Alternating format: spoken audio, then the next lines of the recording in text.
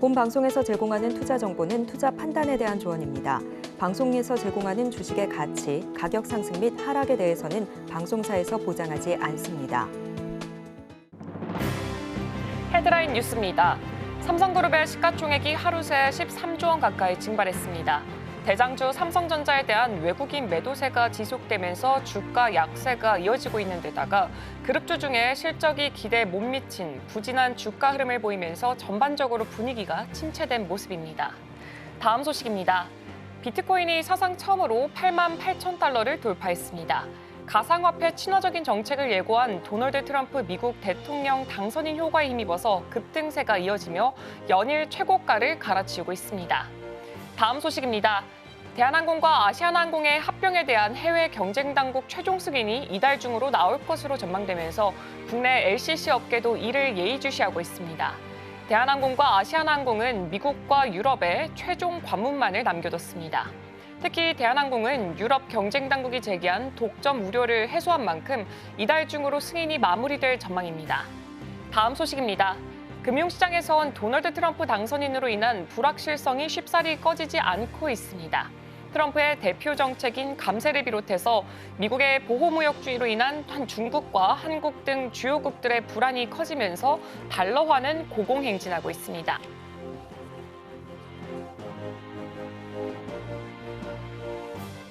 성공 투자를 향해 출발하는 힘찬 발걸음, 내일 아침 증시와이드가 함께합니다. 안녕하세요. 진행을 맡은 오은비입니다. 간밤 뉴욕 증시 3대 지수는 다시 한 번 더 최고가를 써내려갔습니다. 트럼프 랠리가 계속 지속되고 있습니다. 특히나 이 간밤 뉴욕 증시에서 가장 두드러졌던 건 대형 금융주들의 주가 상승이었습니다. 뱅크 오브 아메리카와 골드만삭스가 2%가량 올라오면서 다우존스 평균 자체를 올리는 데 큰 역할을 해냈습니다. 특히나 이 트럼프 트레이드의 가장 큰 자리를 차지하는 게 바로 비트코인인데 8만 8천 달러 역사상 최고점을 다시 한 번 더 경신을 하면서 관련주들의 움직임도 뜨겁게 올라갔습니다. 이 코인베이스는 20%가량 올라갔습니다. 테슬라의 주가도 간밤에서는 정말 강하게 움직였는데요. 9% 가까이 급등을 하면서 350달러 선에 안착을 했습니다. 특히나 이렇게 웨드부시 애널리스트 같은 경우에는 트럼프의 승리가 향후 몇 년간 테슬라 그리고 일론 머스크의 자율주행과 더불어서 이 AI 스토리 판도를 바꿀 것이다라고 전망을 하면서 이 목표 주가를 300달러에서 400달러로 상향시키기도 했습니다. 잠시 후 이슈와이드를 통해서 글로벌 시장 전반적인 상황 체크해보고요. 우리 시장 대응 전략까지 함께 확인해 보도록 하겠습니다. 그럼 오늘 출발 증시와이드가 준비한 소식들 먼저 화면을 통해서 확인해 보겠습니다. 오늘도 글로벌 내외에 정말 다양한 소식들 준비가 되어 있습니다. 조용찬 소장의 이슈와이드에서는 대선 이후에 글로벌 이슈에 대해서 전반적으로 살펴볼 예정이고요. 톡톡한 경제에서는 미국의 대표적 주가지수 다우존스에 대한 자세한 브리핑이 예정되어 있습니다. 그리고 개장절 리포트에서는 삼성과 하이닉스는 울었고 트럼프 수혜주만 웃었던 우리 증시에 대한 분석이 이어질 예정입니다. 그렇다면 간밤에 있었던 글로벌 이야기 김영민 캐스터를 통해서 들어보도록 하겠습니다.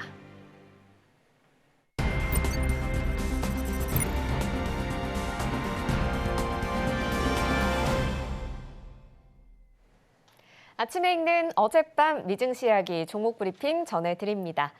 간밤 뉴욕 증시 3대 지수 모두 빨간불을 켜냈죠. 다우지수는 0.69% 상승하면서 마감했고 S&P 500 지수 0.1% 소폭 상승하면서 마무리를 지었습니다.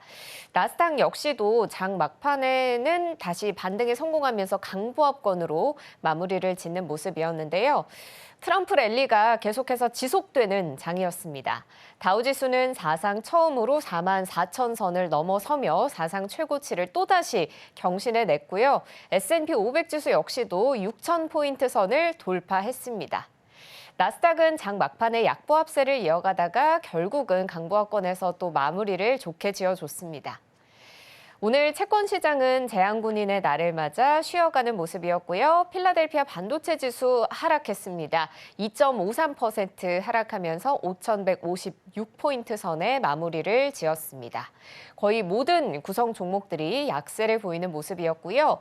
12월분 WTI는 달러화의 강세 속에 이틀 연속 가격이 급락세를 보였습니다. 다시 배럴당 60달러대, 68.22달러 선에 거래를 마쳤고요. 3% 이상의 낙폭 보여줬습니다. 개별 종목들 위주로 살펴보면 M7 종목들은 테슬라를 제외한 기술주들 대체로 부진한 모습을 보여줬습니다.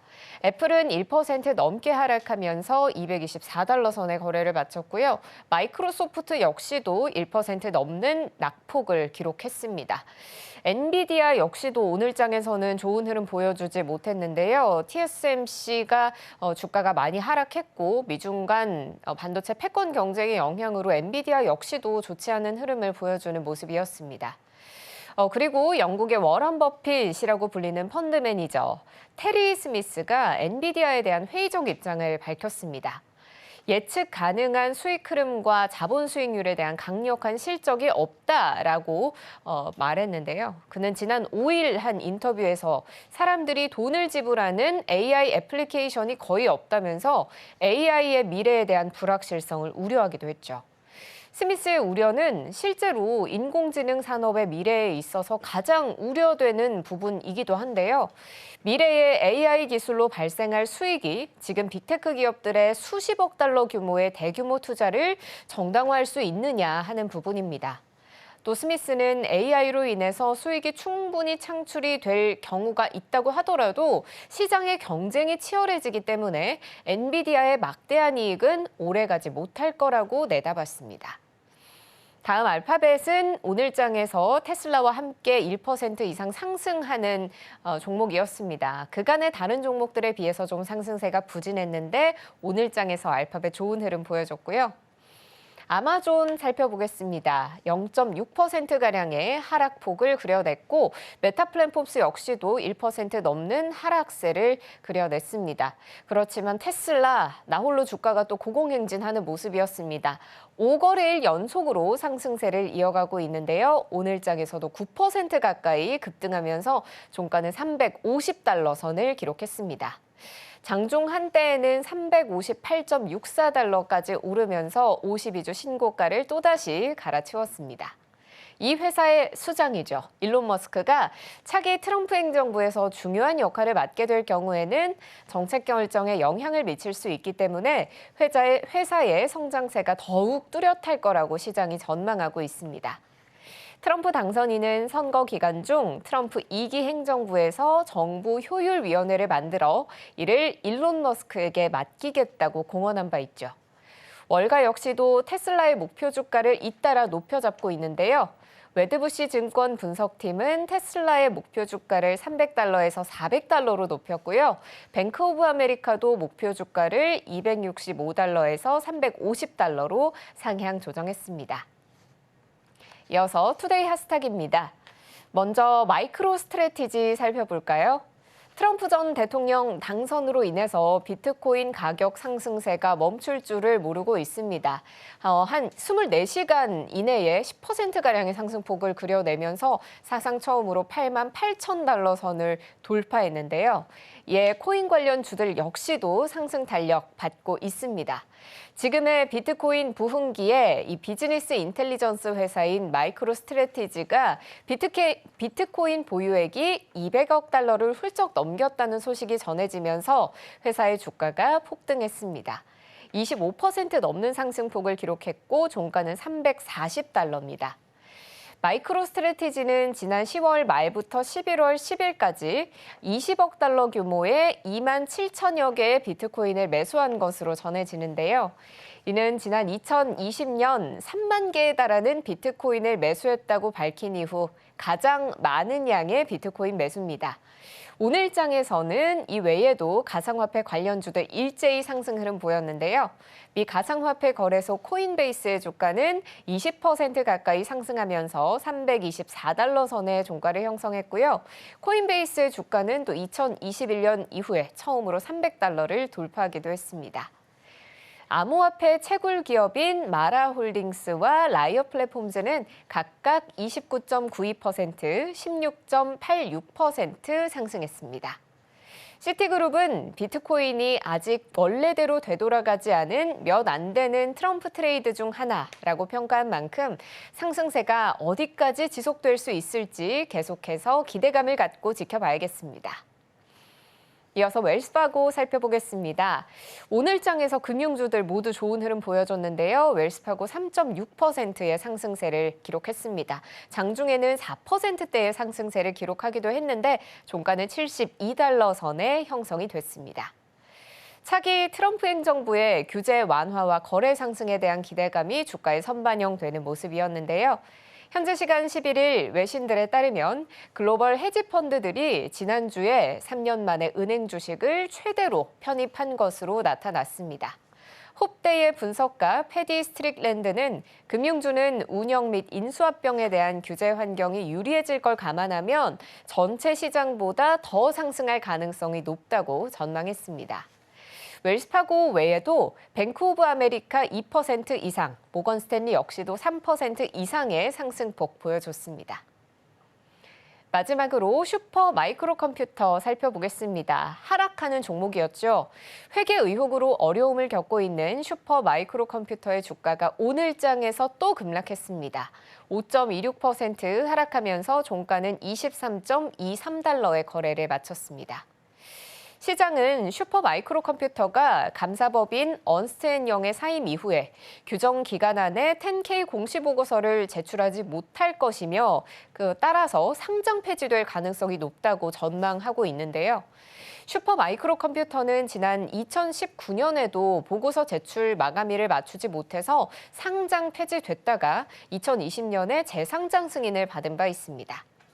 지금까지 아침에 읽는 어젯밤 미증시였습니다.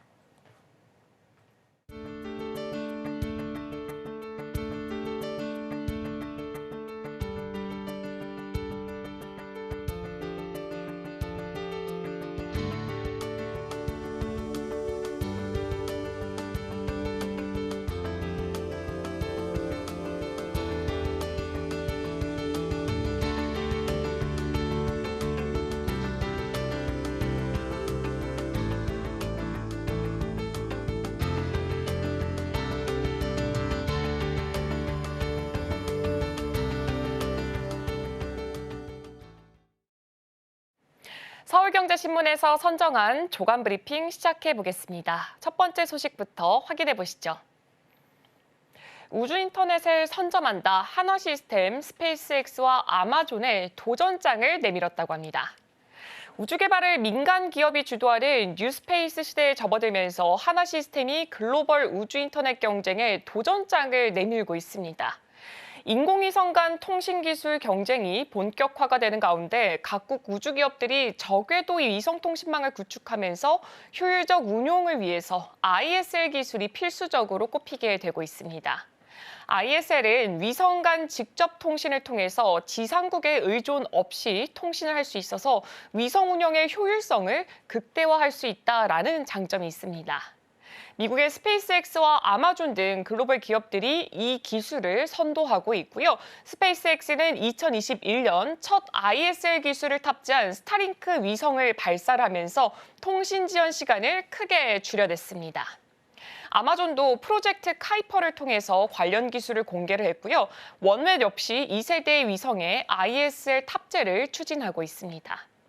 이에 맞서서 국내에서도 한화시스템이 지스트와 협력해서 저궤도 위성용 ISL 장비를 개발하고 또 성능 시험에 성공을 하면서 본격적인 경쟁에 나선 상태입니다.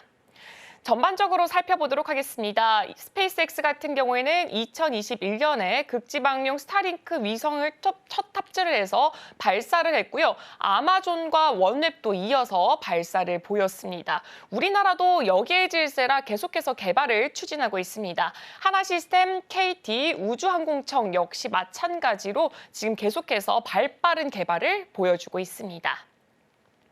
ISL 기술은 위성 간 통신뿐만 아니라 위성과 지상 간 광통신으로도 확장될 수 있다는 이런 잠재력을 가지고 있습니다. 지상국 의존도를 줄이고 통신 속도를 획기적으로 향상시킬 수 있어서 향후 우주 통신의 핵심 기술로 자리를 잡을 전망이라고 합니다. 이어서 다음 소식 확인해 보겠습니다. 미국의 우선주의에 한국의 자동차 업계에 겨박제가 닥쳤다고 합니다. 관세 인상 때는 수출의 차질도 우려가 되고 있는 상황입니다. 현대차 그룹이 미국의 조지아주에 7조 원 이상을 투자를 해서 전기차 공장 메타플랜트를 설립을 한 상태지만 기대했던 세액공제 혜택이 무산이 되면서 미국의 국익 앞에 확정된 이익은 없다라는 평가를 받고 있습니다. 바이든 대통령은 2022년 방한 당시 정의선 회장에게 감사 인사를 전하면서 공장의 중요성을 강조를 했었는데요. 미국 정부는 세액공제 대상에서 이 공장을 제외를 한 상태입니다. 반면에 제너럴 모터스, 피아트, 크라이슬러 등 다른 완성차 업체들은 지원을 받았고 또 한국 기업만 상대적으로 소외가 되고 있는 상황입니다. 트럼프 2기 행정부가 출범하면서 국내 자동차 업계는 더 큰 어려움에 직면할 가능성이 커지고 있습니다.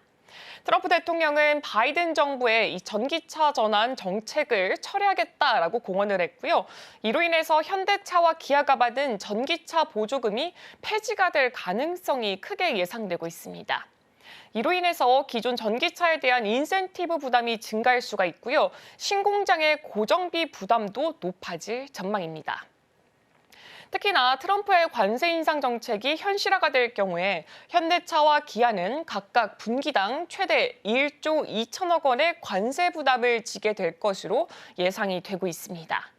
자동차는 미국의 대한국 무역 수지 적자 품목 중 하나로 꼽히고 있고요. 트럼프 행정부는 관세를 10%에서 20%가량 인상하는 방안을 추진하고 있습니다.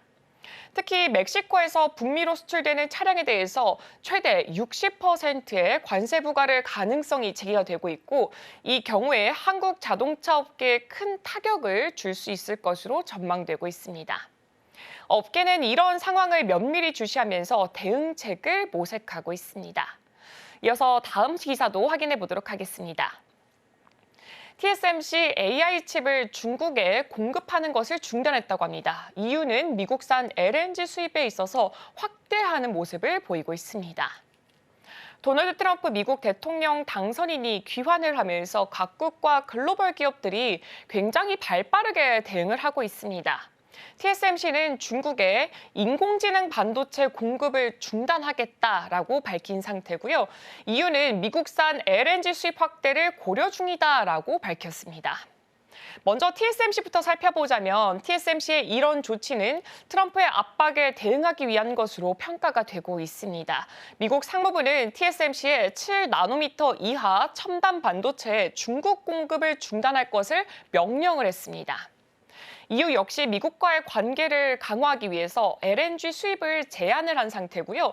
2018년 트럼프 당시 대통령과의 이 관세 협상에서의 선례를 따르는 모습으로 비춰지고 있습니다. 독일은 인텔의 반도체 공장 건설 보조금을 재검토하는 등 트럼프 당선에 따른 기업 유치 전략을 계속해서 수정을 하고 있습니다. 웨르크 쿠키스 독일 재무장관은 보조금을 다른 분야로 전환할 계획을 검토하고 있고요. 인텔의 독일 공장 건설 가능성은 점점 더 낮아지고 있습니다. 또한 외교계에서도 트럼프 당선인에게 눈도장을 찍으려는 움직임이 활발하게 진행되고 있습니다. 일본의 이시바 시게루 총리는 트럼프 당선인과의 만남 일정을 조율 중인 것으로 알려져 있고요. 주요 국제회의 참석을 계기로 트럼프와의 접촉을 강화하려는 모습을 보이고 있습니다. 이어서 다음 소식도 확인해 보겠습니다. 일본의 여객이 역대 최고치를 경신했다고 합니다. 소도시 취항을 늘려서 특수사업을 잇는 모습을 보여주고 있습니다. 항공업계가 일본 노선을 확대하고 소도시 노선까지 새롭게 취항하면서 일본 여행 수요에 발빠르게 대응을 하고 있습니다. 일본 여행이 엔저 현상으로 인해서 상대적으로 저렴해지고 있고요. 코로나19 이후 폭발적인 여행 수요를 끌어모으고 있는 상태입니다. 올해 1월에서 9월 동안 일본 출발 도착 항공편은 역대 최고치를 기록한 상태고요. 일본 여객 수는 사상 최고치에 도달했습니다. 주요 여행지로는 나리타와 간사이, 후쿠오카가 꼽히고 있습니다. 국내 항공사들은 기존 노선 중편과 더불어서 소도시 취항도 활발하게 추진을 하고 있습니다. 대한항공은 구마모토 노선을 27년 만에 재개를 한 상태고요. 이스타와 진에어는 도쿠시마와 다카마스 같은 소도시 노선에 신규 취항을 했습니다. 이런 노선 확대는 일본 여행의 인기를 반영한 모습으로 보여지고 있고요. 항공사들의 매출과 실적에도 긍정적인 영향을 미치고 있습니다. 조금 더 자세하게 살펴보겠습니다. 네, 1월부터 9월까지 일본의 운항 편수와 여객 수를 연도별에 추이한 것으로 볼 수가 있습니다. 2019년에는 9만 명을 기록을 했고요. 2021년 코로나19 여파로 인해서 그 수는 현저히 줄어든 것으로 보여지고 있습니다. 2024년에 들어서 10만 명을 돌파했는데 이는 2019년 코로나 이전보다 훨씬 더 높은 숫자를 기록을 하고 있습니다. 여객 수도 마찬가지 흐름을 나타내고 있습니다. 1,560만에서 1,832만까지 급등세를 보였습니다. 그리고 이어서 국내 항공사 일본 소도시 운항 현안을 함께 체크해보자면요. 대한항공은 27년 만에 구마모토 노선 운항을 재개를 한 상태입니다.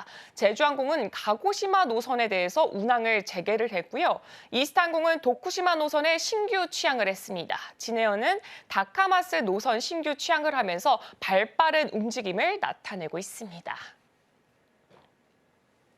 또한 중국은 코로나19 이후 화물 사업 중심으로 변화를 하면서 중국 노선의 화물 수요도 꾸준하게 증가를 하고 있습니다. 일본의 여객 수요와 중국의 화물 수요가 쌍끌이로 이 항공업계에 활력을 불어넣고 있습니다. 대한항공과 제주항공, 진에어 등 국내 주요 항공사들은 3분기 연속 흑자를 기록하면서 좋은 성과를 내고 있고요. 일본 노선의 폭발적인 성장과 중국의 화물 사업의 확장이 안정적인 수익 기반을 다지는 데 중요한 역할을 하고 있습니다. 이어서 다음 소식 확인해 보겠습니다. AICT 체질 개선 이동통신 3사 밸류업에 청신호가 들어왔다고 합니다. SK텔레콤, KT, LG, U+ 등 이동통신 3사가 인공지능과 정보통신기술, 즉 ICT를 통해서 매출 확대를 성장 전략으로 내세우고 있습니다. 기존 통신업의 한계를 돌파하기 위해서 글로벌 빅테크와의 협력을 강화하면서 해외 시장 진출에 박차를 가하고 있는 모습인데요. 이런 전략 덕분에 올해 3분기 호실적을 기록하면서 성장 가능성을 인정받고 있습니다. 통신업계에 따르면 이동통신 3사는 올해 3분기 합산 영업이익이 1조 2,434억 원으로 3분기 연속 1조 원을 돌파를 했습니다. 매출액은 전년 동기 대비 2% 증가한 14조 9,880억 원을 기록을 했습니다. 이는 AI 기반 B2B 사업과 데이터 센터 등 클라우드 분야의 매출이 주요 성장 동력으로 된 결과라고 보여지고 있습니다. SK텔레콤은 AI 데이터 센터와 구독형 GPU 서비스 그리고 개인 AI 비서 에스터를 통해서 북미 시장 진출을 목표로 하고 있고요. KT는 마이크로소프트와의 전략적 파트너십을 통해서 AI 솔루션과 클라우드 역량을 강화하고 있는 움직임을 보이고 있습니다. LG U+는 구글과 협력해서 기기 간 연결 서비스에 AI 기술을 접목하고 자체 AI 모델 익시오를 기반으로 AI 통화 서비스를 강화할 계획을 보여주고 있습니다. 이동사는 이렇게 IRCT 전환은 수익성 개선과 함께 기업 가치도 높이는 데 기여할 것으로 전망이 되고 있습니다. 네, 제가 준비한 조간 브리핑은 여기까지입니다. 이어서 이슈와이드를 통해서 글로벌 증시의 전망 더불어서 우리 증시의 대응 전략까지 함께 체크해 보도록 하겠습니다.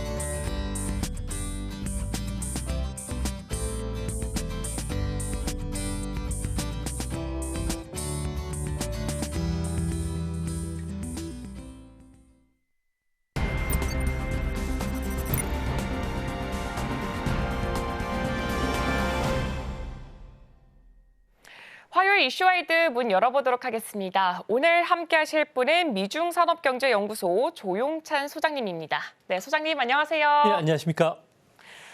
지난주는 대선으로 굉장히 바빴었던 하루라고 보면은 이번 주 같은 경우에는 조금 더 그 이후에 글로벌 시장 동향을 살펴봐야 되지 않을까라고 생각이 들고 있습니다. 우리가 지난주에 놓쳤던 가장 큰 이슈를 꼽아보자면 FOMC 회의 결과가 아닐까 싶은데 이 시장의 예상대로 25bp가 결국 단행이 됐습니다. 근데 이 트럼프 당선인과의 줄다리기가 예상이 되고 있는 만큼 이 정치적 불확실성 속에서 연준이 앞으로도 금리를 계속 낮추는 방향에 대해서 약간의 물음표가 던져질 수밖에 없는 상황인데요. 소장님이 생각했을 땐 앞으로 연준의 방향은 어떻게 될 것으로 예상하고 계신가요? 네, 시장에서는 현재 기준으로 봤을 경우에 12월 금리 인하는 65% 확률로 진행이 될 것으로 보고 있습니다. 25bp 정도 인하가 되는데요. 이제 문제는 내년도와 관련된 전망과 관련해서는 시장의 금리 인하 폭이 상당히 후퇴를 하고 있다는 겁니다. 9월 달 FOMC 같은 경우에는 내년도에 금리는 모두 4차례에 걸쳐서 25bp씩 인하될 것으로 봤지만 이번 11월 FOMC 끝나고 나서 직후의 시장 예상을 보면 가장 높은 시나리오는 한 번 25bp 정도밖에 인하를 안 할 것으로 보고 있습니다. 이같이 보는 근거는 아무래도 파월 연준 의장이 밝혔듯이 정권 교체에 따른 불확실성이 커질 수밖에 없다는 쪽으로 해석이 되는데요. 이 때문에 시장에서는 매파적인 움직임이 연준 내에서조차도 애틀란타, 미니애폴리스, 달라스, 캔자스시티 지역 연방은행 총재들 같은 경우에도 금리를 동결해야 된다는 목소리를 내고 있다고 합니다. 아무래도 백악관에 트럼프가 돌아왔을 경우에 관세 인상 그리고 강력한 이민자 규제, 감세로 인해서 물가 상승 압력이 높아진다는 점에서 앞으로 연준의 금리 인하 속도도 지금은 제동이 걸리지는 않겠지만 내년 1월 달부터는 분명히 제동이 걸릴 것으로 보여집니다. 일단 12월까지는 금리 인상에 대해서 대부분은 인하를 할 거다라는 의견에 조금 더 무게를 두고 있습니다. 하지만 그 이후가 문제가 될 것으로 보여지고 있습니다. 연방은행 총재들도 금리 인하에 대해서 보류 의견을 많이 내세우고 있는 만큼 앞으로 금리 인하가 추가적으로 이뤄질지는 아직까지는 물음표가 던져질 수밖에 없는 것 같습니다. 지금 또 그러면은 다른 시장을 조금 더 넘어가 보자면 오마하의 현인으로 불리고 있는 워런 버핏이 이끄는 버크셔 해서웨이가 그동안은 애플 자체를 보물이다라고 칭하면서 애플에 있어서 가장 의견을 긍정적으로 낸 은행 중 하나가 아닐까 생각이 들고 있는데 지금 봤더니 4분기 연속해서 좀 매도를 보여주고 있더라고요. 그죠? 계속해서 뭐 보물이라고 불렀는데 버크셔 쪽에서는 애플 주식을 매도를 한 이유가 뭘까요? 네, 이제 앞으로 트럼프 행정부 때 가장 주목해서 보셔야 할 두 사람이 있는데요. 그 중에 한 사람이 워렌 버핏이 됩니다. 그리고 또한 테슬라의 머스크도 해당이 되는데요. 현재 그 애플 주식을 가장 많이 갖고 있었던 워렌 버핏 같은 경우에는 4분기 연속 주식을 줄이면서 현재는 3분의 1 수준밖에 안 된다고 합니다.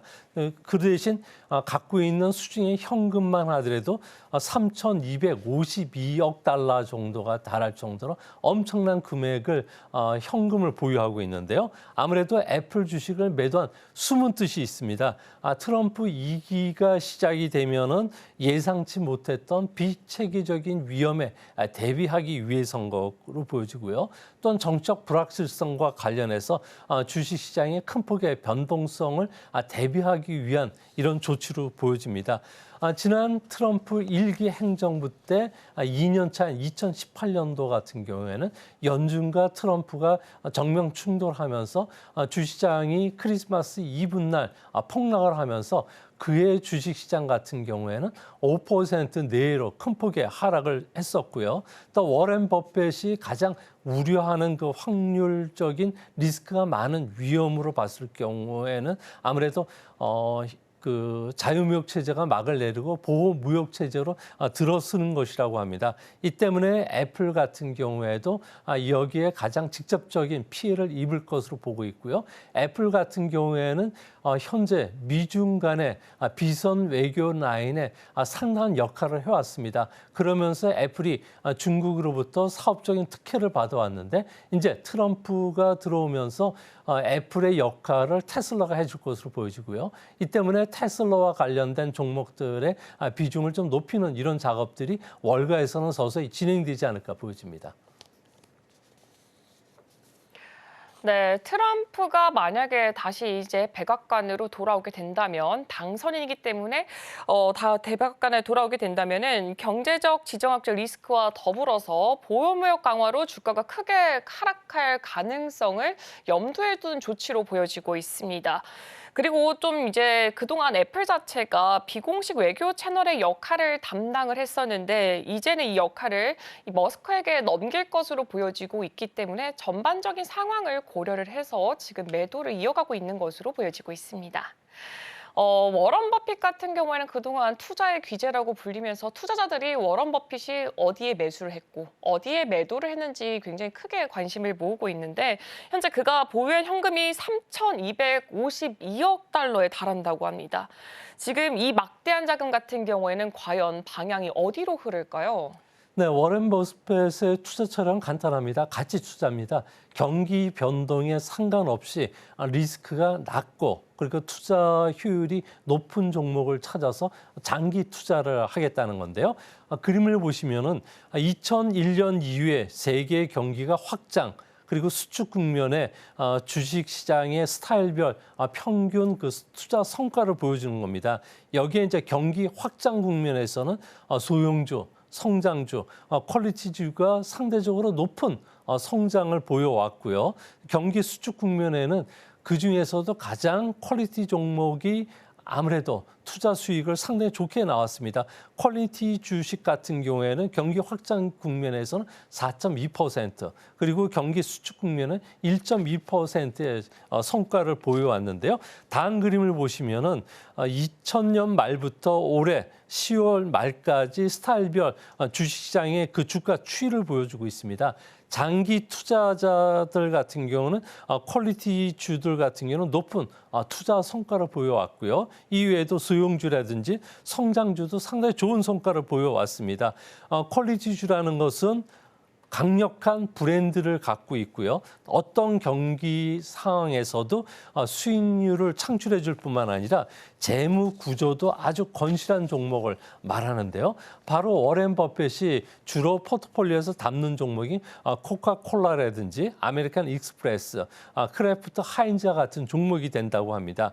이들 종목을 지난 24년간의 투자 성과와 위험이라는 두 가지 요소를 봤을 경우에는 소형주 같은 경우는 투자 성과는 상당히 높았지만 주가 변동성 리스크를 보면은 아무래도 높기 때문에 투자 효율 가치 측면에서는 소형주가 그렇게 썩 매력적이지 않는 상황입니다. 반면에 퀄리티 종목 같은 경우에는 투자 성과는 소형주에는 못 미쳤지만 리스크가 상당히 낮기 때문에 리스크 대비해서 투자 성과, 투자 효율 측면에서 보면 상당히 좋은 종목이라는 겁니다. 이제 앞으로 주식 투자와 관련해서는 퀄리티 종목 중심으로 미국 그 월가 쪽에서는 좀 관심을 갖지 않을까 보여집니다.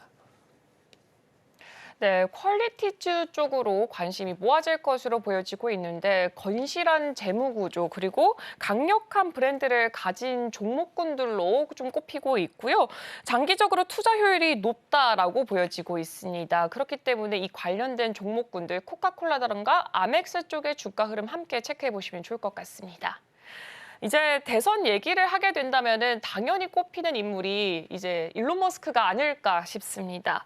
지금 일론 머스크 같은 경우에 트럼프 당선인이 당선이 되기까지끔 가장 중요한 역할을 해왔다라고 꼽히고 있는데 테슬라 자체가 중국과 함께 지금 전기차와 자율주행 사업을 활발하게 펼치고 있는 만큼 미중 무역 마찰이 앞으로 테슬라에게 악재로 작용할 가능성은 어떻게 생각하시나요? 네, 아무래도 미국 사업 같은 경우에는 악재로 작용하겠지만 주요 매출의 25%지만 대부분의 이익을 창출하는 곳은 중국입니다. 중국 같은 경우에는 현재 100만 대 생산 시설을 갖고 있고요. 미국 내 생산 시설은 70만 대밖에 안 됩니다. 이 때문에 테슬라 입장에서는 중국과 관련된 사업에 상당히 올인을 하고 있고요. 또 중국으로부터 다양한 특혜를 좀 받고 있는 상황이라고 합니다. 트럼프 같은 경우에는 여러 번 머스크를 산업 규제 완화라든지 정부 재정 삭감과 관련된 요직에 등용하겠다고 여러 번 밝혀왔기 때문에 정부에서 일을 하는 것은 사실인데요. 이 중에서도 가장 확실한 것은 미중 간의 비선 역할을 해주고 있는 외교 채널로서의 메신저 역할을 해줄 가능성이 현재로서는 가장 높지 않나 보여집니다. 미중은 과거에 100여 개의 그 비선 채널, 대화 채널이 있었는데요. 이 중에 현재 가동이 되고 있는 채널은 5개밖에 안 된다고 합니다. 그중에서도 양국 정상을 직접 대면하고 의사소통이 가능한 건 딱 하나인데요. 키신저가 만든 시진핑 모교의 칭화대의 그 고문위원회라고 있습니다. 여기에는 주릉주 전 총리뿐만 아니라 골드만삭스의 CEO, 또 아들 부시 행정부 시절에 재무장관을 맡았던 헨리 폴슨, 블랙스톤 CEO뿐만 아니라 테슬라 일론 머스크, 또 홍하이 그룹 창업자인 고타이밍도 들어올 정도로 쟁쟁한 사람들이 여기 들어가 있는데요. 이 때문에 팀쿡 같은 경우에는 회장 역할을 맡으면서 시진핑을 방문 시마다 중국 방문 시마다 직접 대면하는 특권을 받았고요. 미국의 은밀한 메신저 역할을 해주면서 워싱턴에 이런 그 내용들을 전달해주고도 있었습니다. 이 때문에 이런 그 팀쿡에 대해서는 월가에서는 중국 사업의 도 오프너, 그러니까 성공의 문을 여는 열쇠라고 할 정도로 극진한 대접을 받았는데요. 이제 이런 역할을 테슬라의 그 머스크가 하게 될 가능성이 높습니다. 머스크 같은 경우에도 이에 적극적으로 응하는 모습을 보여주고 있는데요. 이 때문에 앞으로 머스크 같은 경우는 중국 사업에 특혜를 받을 뿐만 아니라 월가의 투자 사업에도 깊숙이 관여하면서 기업 상장이라든지 부실 채권 처리, 각종 벤처 사업과 관련해서도 여러 가지 사업들을 할 가능성이 높습니다. 이 때문에 트럼프 2기 때는 그 머슬러가 중국 사업을 어떻게 전개하느냐를 보시고 투자하시는 전략도 바람직하지 않나 보여집니다. 네, 머스크를 주요 정책 자리에 앉힌 만큼 머스크가 미중 간 비공식 채널 역할을 할 것으로 보여지고 있습니다. 트럼프가 중국에 강경한 정책을 펼치더라도 머스크가 중재 역할을 하면서 테슬라가 직접적인 타격을 입지는 않지 않을까라는 기대가 현재 불러일으켜지고 있습니다. 그리고 미국 대선에 대해서 조금 더 짚어보자면은 이번 미국 대선에서 행정부와 의회 모두 공화당이 이렇게 자리를 차지하게 되는 이 트리플 레드 상황이 펼쳐지게 됐습니다. 만약에 트럼프가 주요 선거 공약을 조금 더 강경하게 내비치게 된다면 미국 경제와 사회는 어떤 변화를 맞이하게 될까요? 트럼프의 경제 공약이라고 할 수 있는 아젠다 47을 보면요. 여기 경제라든지 이민, 전쟁이 전 세계 경제에 가장 큰 영향을 미칠 것으로 보여집니다.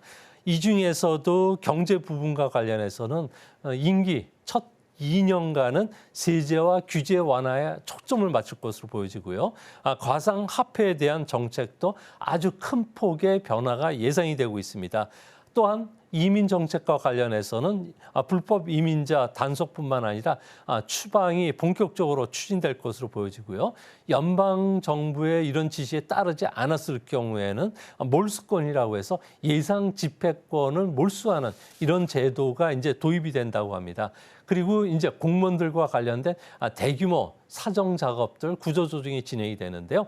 연방거래위원회라든지 연방통신위원회 같은 경우에는 사정의 칼날의 제일 앞부분에 있다고 합니다.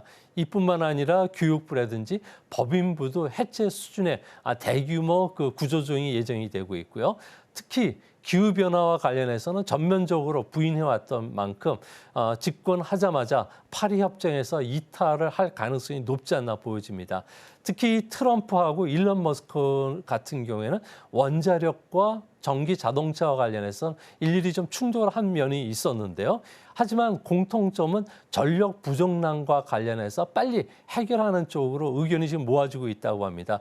이 때문에 산업혁명 지나서 IT 혁명 시절에는 전력 부족난이 상당히 심각해지고 있기 때문에 머스크 같은 경우는 핵융합 발전과 관련된 투자를 늘리자고 이야기를 하고 있는데요. 이 때문에 핵융합 발전과 관련된 종목들도 관심 있게 보셔야 되지 않을까 보여집니다. 또 한 가지는 안보와 관련된 무인 승차와 관련해서는 아무래도 트럼프 행정부에서 비판의 목소리가 커질 수밖에 없고요. 방위비 증액 요구도 상당히 커지기 때문에 미국과 관련된 무기 수입도 크게 늘지 않을까 보여집니다. 네, 전력 부족 해결 문제를 위해서 급진적인 에너지 정책이 도입될 수 있다라는 점에 한번 주목해 보시면 좋을 것 같습니다. 이번에 트럼프 재선으로 인해서 글로벌 경제까지 타격을 크게 입고 있는 상황입니다. 그러니까 대규모 관세 정책과 더불어서 법인세 감세 등 다양한 경제 정책을 내놓고는 있는 상황인데요. 이런 정책이 금리와 환율 시장에도 영향을 많이 끼칠 것으로 보여지고 있는데 앞으로의 전망은 어떻게 보시나요? 네, 트럼프 같은 경우는 부자 감세와 관련해서는 영구화시킬 예정으로 있고요. 또 한 가지는 법인세 인하는 현재 21%에서 15%로 크게 낮춰준다고 합니다. 또 대규모 추가 관세뿐만 아니라 다양한 측면에서 감세 정책이 추진되는데요. 이렇게 되면 2025년까지 앞으로 10년간 미국의 재정 지출은 10조 2천억 달러 정도가 늘어난다고 합니다. 이 중에서도 통제할 수 없는 정부 채무 같은 경우에는 7조 5천억 달러가 늘어나게 되는데요. 이쪽에 많은 자금들이 들어가면 국방비라든지 SOC 사업, 의료비, 공무원 연금과 관련된 부분에서 타격을 받을 수밖에 없습니다. 이 때문에 트럼프 행정부 같은 경우는 세계 경찰 역할을 미국이 안 할 가능성이 크다는 점에서 동북아뿐만 아니라 남중국해, 동중국해에서 군사적 긴장감이 좀 높아질 가능성이 있지 않나 보여집니다. 특히 2035년이 되면은 미국 같은 경우에는 재정 적자가 GDP 대비 142%까지 높아질 것으로 보여지는데요.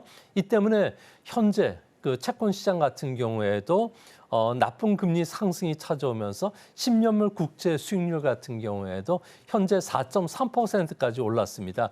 장기 금리가 계속적인 상승 압력을 받을 수밖에 없는 상황으로 전개가 될 가능성이 높은데요. 이렇게 되면 연준과의 긴장 관계가 상당히 높아지면서 주식시장도 변동성이 좀 커질 위험이 다분히 내포되어 있지 않나 이렇게 생각이 됩니다. 네, 관세 인상과 법인세 감세가 추진이 된다면 물가가 오르고 재정 적자가 확대될 것으로 전망되고 있습니다. 이로 인해서 장기 금리가 상승을 하게 되고요. 달러가 강세를 보이면서 주식시장에는 조금 악재로 찾아오지 않을까라는 생각이 들고 있습니다. 트럼프 경제 공약 중에 살펴보자면은 우리에게 가장 타격을 크게 입는 부분이 바로 관세 인상 이 부분이 아닐까 싶습니다.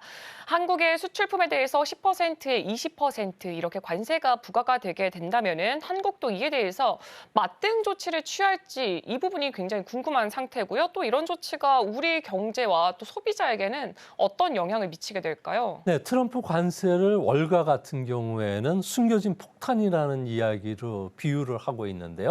우리나라 같은 경우에도 기본 관세율이 10% 정도 받게 된다면은 전체 소비자 가격도 10% 정도 상승할 수밖에 없지 않나 보여집니다. 작년에 우리나라의 대미 수입 금액은 무려 712억 달러 정도가 됐는데요. 10% 관세가 부과된다면은 제품 가격은 아무래도 71억 달러 정도의 부담이 소비자에게 그대로 전가가 됩니다. 그중에서도 10대 수입 품목이라고 할 수 있는 원유나 천연가스 같은 경우는 소비자의 직격이 될 수밖에 없고요. 또 반도체 장비, 자동차, 그리고 직접 회로, 터보제트, 그리고 쇠고기, 조제 식료품, 그리고 검사용 기기, 의료 의약품 같은 경우에도 관세 인상 시에는 가격 인상 효과를 받게 되는데요. 워낙 우리 경제에 미치는 영향이 워낙 크기 때문에 이 중에서도 몇몇 품목과 관련해서 인상을 하더라도 아무래도 고통 분담은 한쪽이 지는 거 아니냐는 국민들의 그 반발이 상당히 커지지 않을까 보여집니다. 이 때문에 대경제 연구원 같은 경우에도 10% 관세율이 적용이 된다면 우리나라 수출 같은 경우에도 연간 30조 원 정도 감소하게 되고요. GDP는 0.3% 정도 감소할 것으로 보여진다는 점에서 앞으로 우리나라 소비자 물가뿐만 아니라 경제에도 큰 악영향을 끼치지 않을까 보여집니다. 네, 트럼프의 공약대로 10에서 20% 관세를 부과할 시에는 수출은 연간 30조 원이 감소를 하게 되고 이 실질 GDP는 0.3%가량 줄어든다고 합니다. 전반적인 악재가 찾아올 것으로 보여지고 있습니다. 미국이 중국 제품에 60% 관세를 부과하겠다라는 말까지 함께 나왔었습니다. 이는 한국 경제도 상당히 효과가 들어갈 것으로 보여지고 있는데 과연 어떤 형태로 영향을 미치게 될까요? 네, 작년 중국 같은 경우에는 미국에 4,272억 달러를 수출했는데요. 중국에 대해서는 60% 관세를 부과하게 된다면 중국 경제는 심각한 타격을 받습니다. 트럼프 1기 때는 4번에 걸쳐서 관세율이 인상이 됐는데요. 하지만 이번에는 경기가 상당히 안 좋은 상태에서 관세가 인상이 됐기 때문에 4% 중국의 성장률이 달성이 상당히 좀 불가능하지 않을까 상당한 데미지를 입을 것으로 예상이 되는데요. 이렇게 된다면 중국에 생산 공장을 두고 있는 우리나라 기업뿐만 아니라 다국적 기업에 우리나라가 많은 자본재나 중간재 그리고 원부자재를 공급해주고 있는데 이게 타격을 받을 가능성이 크다고 합니다.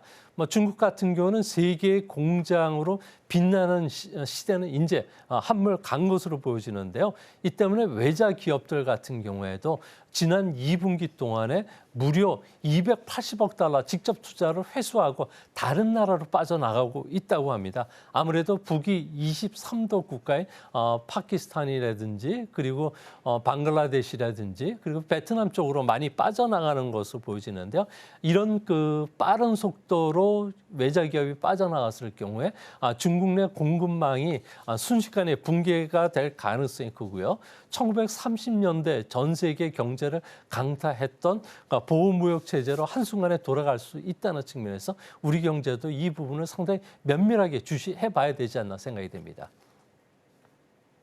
네, 우리 기업들 중에서도 살펴보자면은 중국 공장에서 부품을 만들어서 미국에 수출하는 한국 기업들까지도 영향을 미치지 않을까라는 생각이 들고 있습니다. 오늘 나눴던 이야기 다시 한번 화면을 통해서 확인해 보도록 하겠습니다.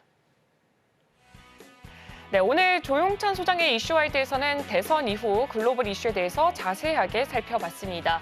12월에도 3회 연속 금리 인하 기대감이 현재 유효한 상태입니다. 연방 예상 집행정지 몰수권이 부활할 가능성이 커지고 있습니다. 대중국 자본재, 중간재 수출 기업의 타격이 전망되고 있는 상황입니다.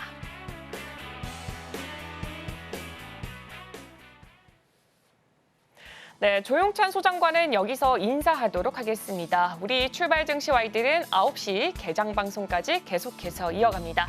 그렇다면 개장 전에 살펴보면 좋을 경제 이야기 김영민 캐스터가 준비하고 있습니다.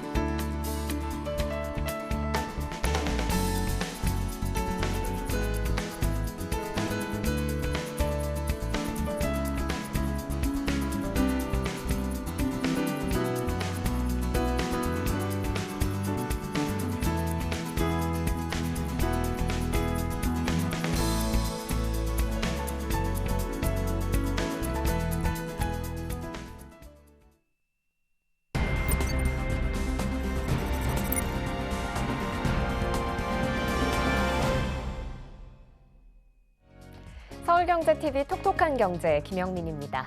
투자자들이 지금 가장 궁금해할 이슈를 찾아 그 내용에 대해 파고들어 볼 텐데요. 오늘 준비한 소식들 화면으로 바로 만나보시죠. 다양한 키워드 속 오늘은 다우존스, 다우지수에 대해서 살펴보겠습니다. 미 뉴욕 증시는 대표적으로 3대 주가 지수가 존재합니다. 다우지수와 S&P 500 지수, 그리고 나스닥 지수죠.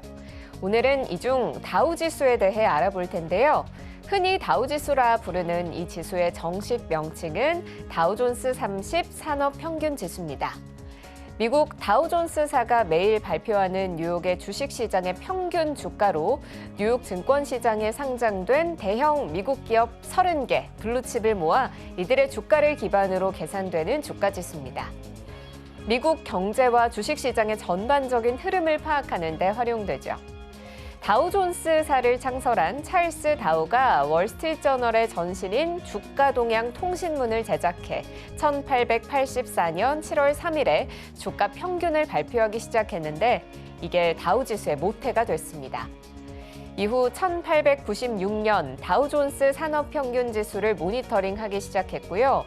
처음에는 12개의 산업주의 일일 평균을 계산했지만 1916년 8개 종목이 추가 편입됐고 1928년에는 추가로 10개의 종목이 더해지며 지금의 30개 기업 체계가 확립됐습니다. 다우지수는 미국 경제를 대표할 만한 대형 우량주로 구성됩니다. 헬스케어, 금융, 기술 등 다양한 분야에서 선정되고 우리가 모두 아는 애플과 마이크로소프트, 나이키, 맥도날드, 보잉 등이 구성 종목으로 편입돼 있죠. 다우지수는 엄격한 선정 절차를 거쳐 대규모 기업으로 구성이 유지됩니다. 30개 종목 중에서 특정 주식이 더 이상 그 산업을 대표할 수 없다라고 판단될 때는 해당 기업의 주식을 제외시키고 그 산업을 대표할 수 있는 새로운 기업의 주식으로 대체시킵니다. 이렇게 엄선된 종목을 바탕으로 지수가 계산되기 때문에 시장의 전반적인 변동성을 반영하는 데 굉장히 효과적입니다. 다우지수의 구성 종목 교체는 비정기적으로 이루어집니다. 지수산정위원회가 시장의 흐름이나 기업의 영향력, 성장성 등을 종합적으로 판단해 결정하죠. 3대 지수 중 가장 오랜 역사를 갖고 있는 다우지수의 구성 종목 변화를 살펴보면 미국 산업의 변천사를 읽을 수도 있습니다. 최근 다우지수의 엄격한 선정 절차를 거쳐 구성 종목들의 변화가 있었죠. AI 칩 분야의 선도주자 엔비디아가 다우지수에 편입된 겁니다. 무려 CPU 분야의 전통적인 강자인 인텔을 밀어내고 이 자리를 차지한 건데요. 이로써 1999년 반도체 기업 중 최초로 다우지수 30개 종목에 포함됐던 인텔은 25년 만에 퇴출되게 생겼습니다. 인텔은 최근 실적 부진에 시달렸는데요. 한때 미국은 물론 전 세계 반도체 산업 혁신의 상징이었지만 지금은 AI 시장 선점 기회를 놓쳤다는 평가를 받고 있습니다. 외신은 엔비디아의 다우지수 편입에 대해 AI 시대로의 변화를 상징하는 순간이라고 평가했는데요. CNBC는 엔비디아가 다우지수에서 인텔을 대체하게 된 건 반도체 산업에 엄청난 변화를 가져올 거라는 점을 반영하는 대대적인 개편이라고 보도했습니다. 변화하는 산업과 시장의 패러다임을 읽어내고 신기술을 선도하지 못하면 아무리 규모가 큰 기업도 시장에서 도태되고 투자자들의 외면을 받을 수 있다는 뼈아픈 교훈을 인텔이 준 것이 아닐까 싶네요. 엔비디아는 지난 8일 편입 첫날 소폭 약세로 장을 마쳤습니다. 전 거래일보다 0.94% 내린 147.48달러의 장을 마쳤고요. 또 150여 년 역사의 페인트 전문 기업 셔윈 윌리엄즈도 화학업체 다우를 밀어내고 엔비디아와 함께 다우지수에 편입이 됐는데 셔윈 윌리엄즈의 편입 첫날 주가는 상승세를 그려내며 0.7% 상승한 386.67달러에 장을 마쳤습니다. 다우지수는 개별 기업의 수익률의 총합을 총기업 수로 나누는 방식인 수익률 평균 방식으로 지수를 사용하는데요.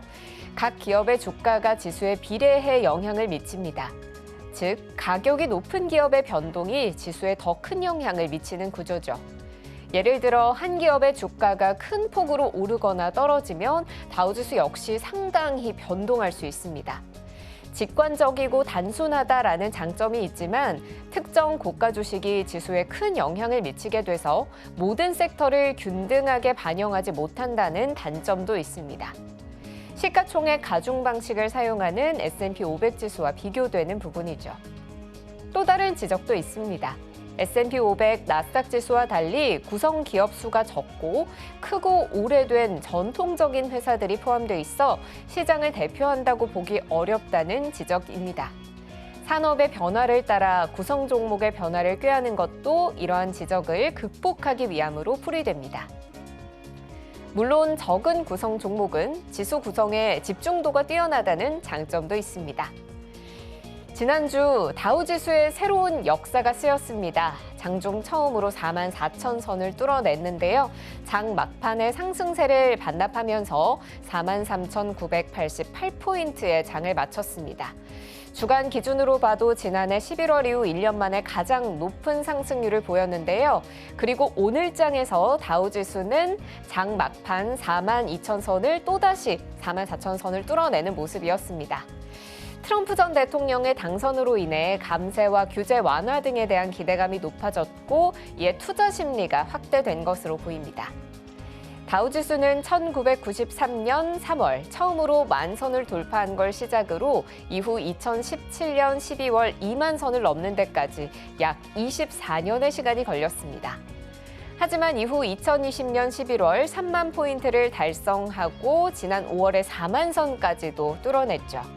미국 경제의 성장이 가팔라짐에 따라서 다우지수의 성장세도 가속화하는 모습입니다.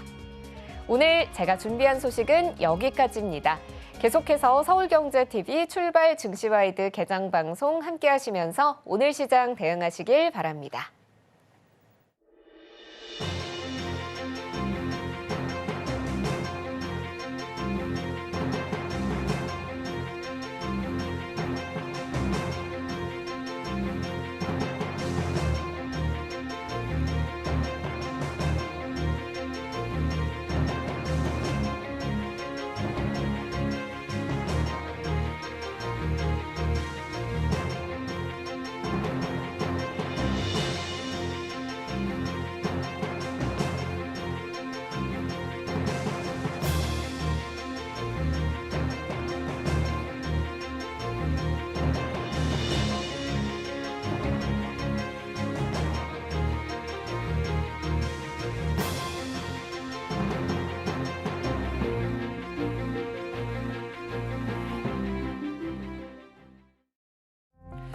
네, 개장을 약 13분 정도 앞두고 있습니다. 간밤에 미국 증시 3대 지수는 일제히 상승하면서 장을 마무리 지었는데요.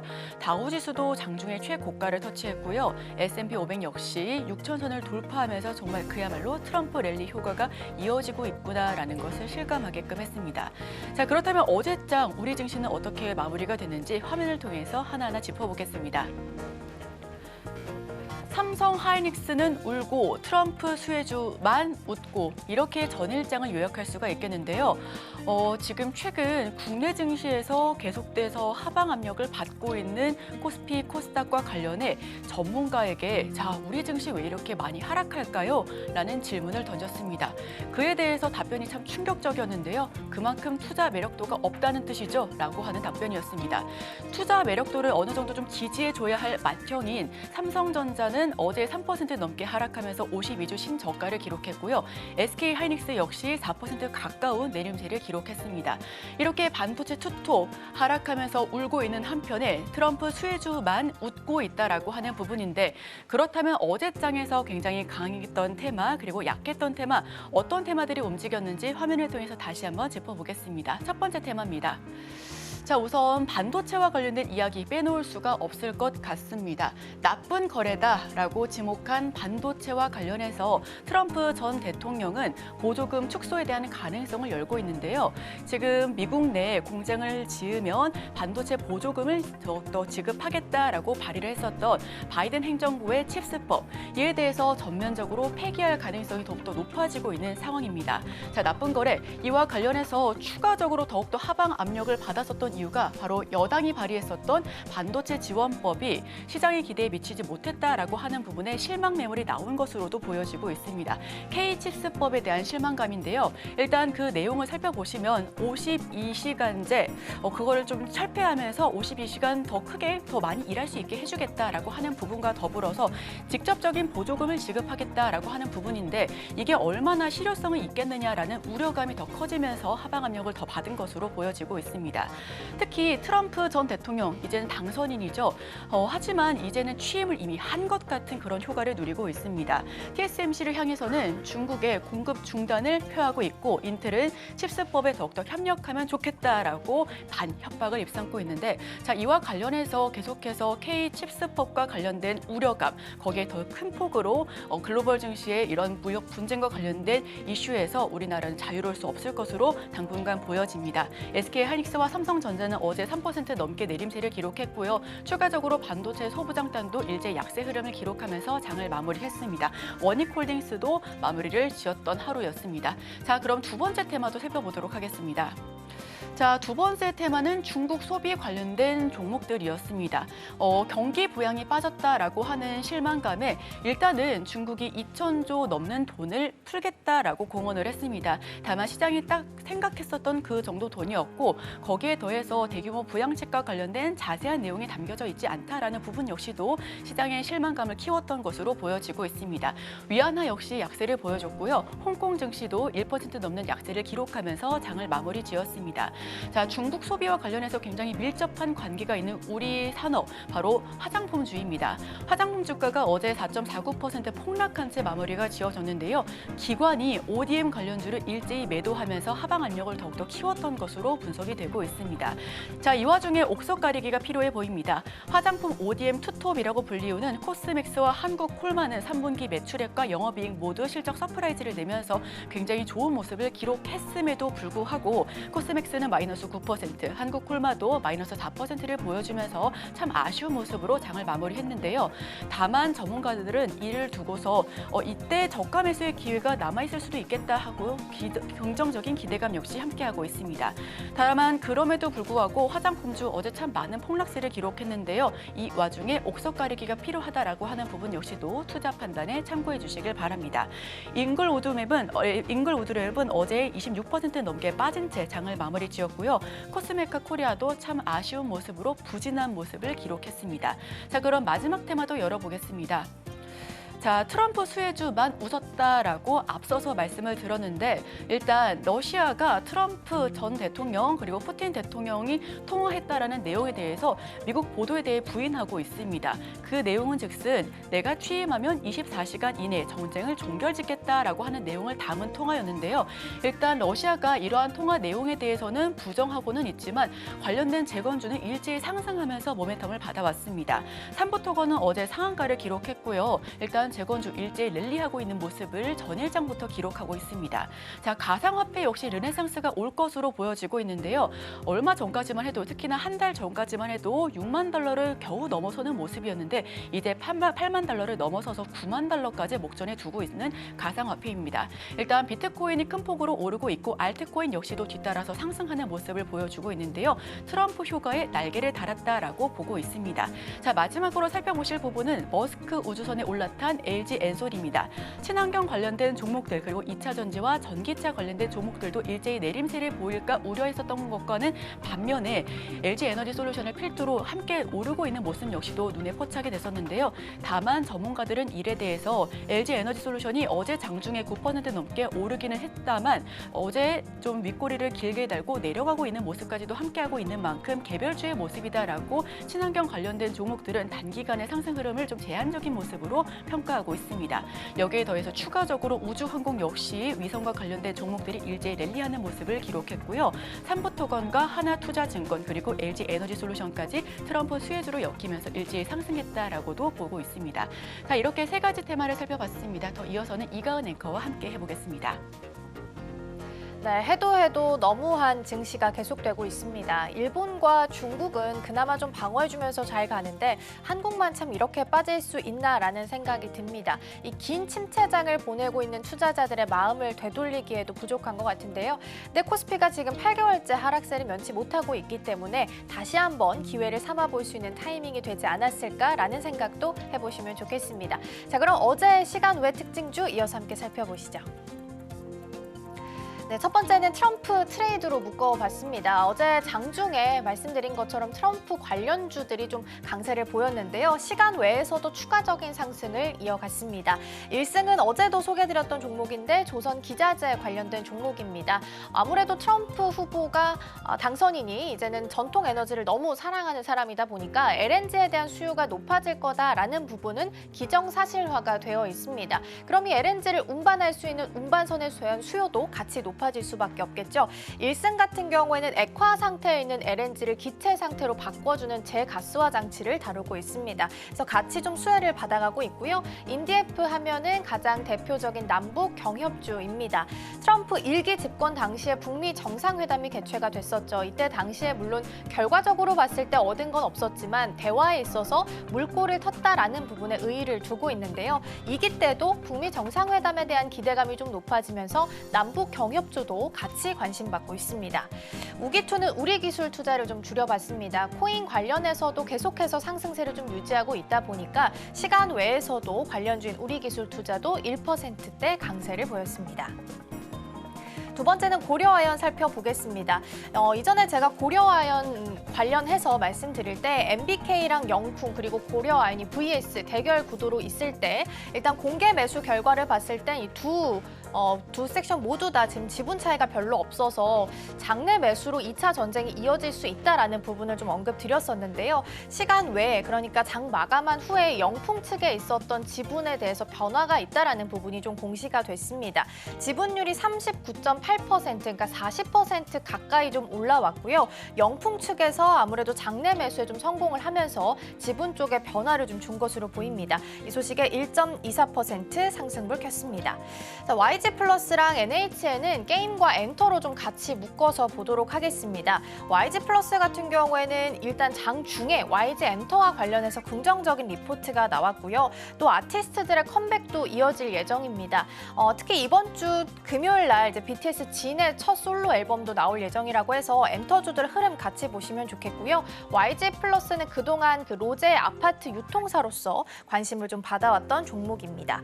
NHN은 게임하면 또 대표적인 종목이랑 같이 넣어놨고요. 한 게임을 밑에 자회사로 두고 있습니다. 장중에 나왔던 소식은 이제 25년 2분기에 나올 신작에 대해서 공식 타이틀이 좀 공개가 됐습니다. 그러면서 관심을 좀 받았고요. 시간 외에서는 자사주에 대한 취득 소식을 전하게 되면서 같이 좀 강세를 받았습니다. 자사주는 한 100억 원 정도의 규모가 된다라는 부분도 함께 보시면 좋겠습니다. 다음 페이지 보겠습니다. 계속해서 예상 체결 지수 함께 살펴보도록 하겠습니다. 네, 오늘 양시장은 하락하면서 출발할 것으로 예상되고 있습니다. 어제도 지수가 참 쉽지는 않았습니다. 특히나 외국인 같은 경우에는 우리 시장에 들어올 만한 매력 포인트를 좀 찾지 못하는 모습인데요. 중국 쪽에서 전인대 상무위원회가 시장 예상치에 딱 부합하는 수준으로 나왔다라는 점, 그리고 미국 쪽 공화당에서 상원과 하원 모두 공화당이 차지를 하면서 레드 스왑에 대한 가능성이 높아졌다라는 부분, 그러다 보니까 강달러가 지속될 수 있다라는 부분도 투자자들이 좀 우리 시장에 매수하는 데 있어서 좀 어려움을 느낄 수밖에 없는 것 같습니다. 오늘도 시장이 좀 약합니다. 0.19%, 코스닥은 0.4% 하락하면서 출발할 것으로 예상되고 있습니다. 이어서 코스피 시총 함께 살펴보겠습니다. 네, 삼성전자부터 현대차까지 자리하고 있습니다. 삼성전자도 오늘 또다시 0.5% 추가 하락을 준비를 좀 하고 있는 상황인데요. 54,700원 선까지 떨어지면서 출발 자체도 52주 신저가를 기록할 것으로 보입니다. 차트상으로 봤을 때 삼성전자가 120월선을 이탈을 했습니다. 상장한 이후에 120월선을 이탈한 게 딱 두 번 있다라고 하는데요. 첫 번째가 IMF였고요. 두 번째가 리먼 사태였다고 합니다. 그래서 이 두 번 제외하고 어제 처음으로 또 120월선을 이탈했기 때문에 사실상 가격적인 부분으로 봤을 땐 분명 메리트가 있지만 그럼에도 불구하고 사긴 좀 쉽지 않은 자리다라는 부분 함께 보셔야 될 것 같습니다. 현대차는 오늘 1.18%로 가장 강하게 출발 준비합니다. 이어서 코스닥 시장 함께 보시죠. 알테오젠부터 리가캠 바이오까지 있습니다. 에코프로 BM과 에코프로 그룹은 오늘 좀 그래도 강보합 수준에서 출발을 준비하고 있습니다. 2차 전지 관련해서는 LG 에너지 솔루션 향이 좀 주목을 받고 있습니다. 특히 LG 에너지 솔루션 향이라고 보면 에코프로 그룹보다는 LNF가 조금 더 소재단에서 영향을 받고 있다라는 부분, 같이 가고 있다라는 것도 함께 보시면 좋겠고요. 알테오젠은 44만 5,500원 선에서 오늘 출발 준비합니다. 어제 TP 67만 원 말씀드렸는데요. 시티은행에서 다이치산교에 대해서 TP를 6,700엔으로 제시했다라는 부분으로 정정드리면서 넘어가겠습니다. 오늘 시장 문 열고 함께 돌아오도록 하겠습니다.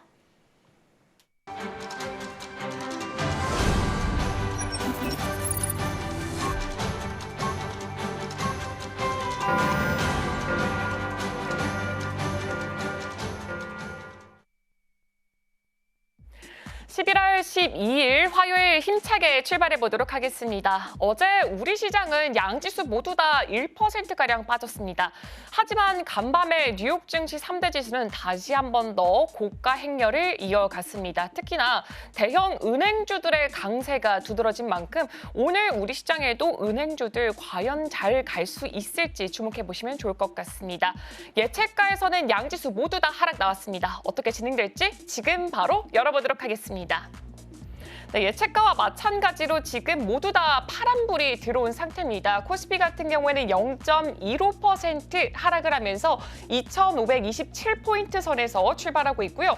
코스닥은 그래도 낙폭이 굉장히 얕게 보이고 있습니다. 0.02% 하락하면서 728포인트 선에서 출발하고 있습니다.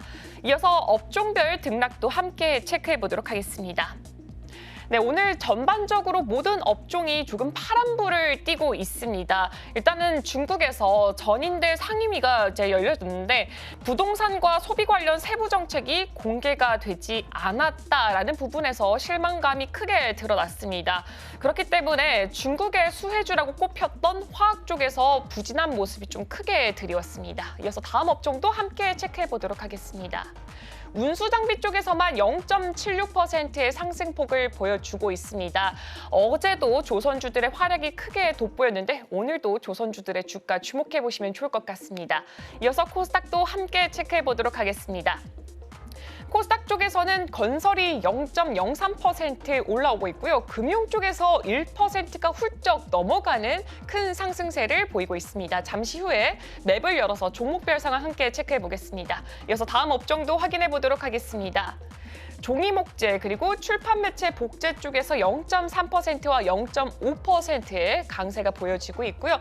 화학이라던가 섬유, 의류, 음식료, 담배, 중국 쪽에서 영향을 크게 받는 업종들 오늘 하락하고 있습니다. 이어서 시가총액 상위 종목들의 흐름 함께 체크해 보도록 하겠습니다. 네, 현재 반도체 투탑 같은 경우에는 모두 다 파란불이 들어와 있습니다. 예측가에서는 현대차까지 그래도 상승불을 켜냈지만 현재 개장 직후에는 지금 파란불이 들어온 상태고요. 삼성전자, SK하이닉스 각각 1%대, 0.8%대 하락하는 모습을 보여주고 있습니다. 삼성전자에서 이슈가 하나 나왔습니다. 단독 보도이긴 합니다만 마이크로소프트와 메타에 맞춤형으로 공급할 커스텀 HBM4를 지금 현재 개발하고 있다라는 소식이 나왔습니다. 세부 사항 자체는 잘 알려지지는 않은 상태긴 한데 지난 2월에 반도체 학술대회 ISSCC 2024 여기서를 통해서 HBM4의 사양을 공개한 바가 있습니다. 데이터 전송 속도인 대역폭 같은 경우에는 HBM3E보다 66% 증가를 했다고요. D램 단수를 16단으로 쌓아 올려서 용량이 현재 36GB보다 훨씬 더 많이 늘어난 48GB에 달한다고 합니다. 추가 소식 들리면 바로 전달해 드리도록 하겠습니다. 현재 LG 에너지 솔루션은 어제 이어서 1.44% 강세를 보여주고 있고요.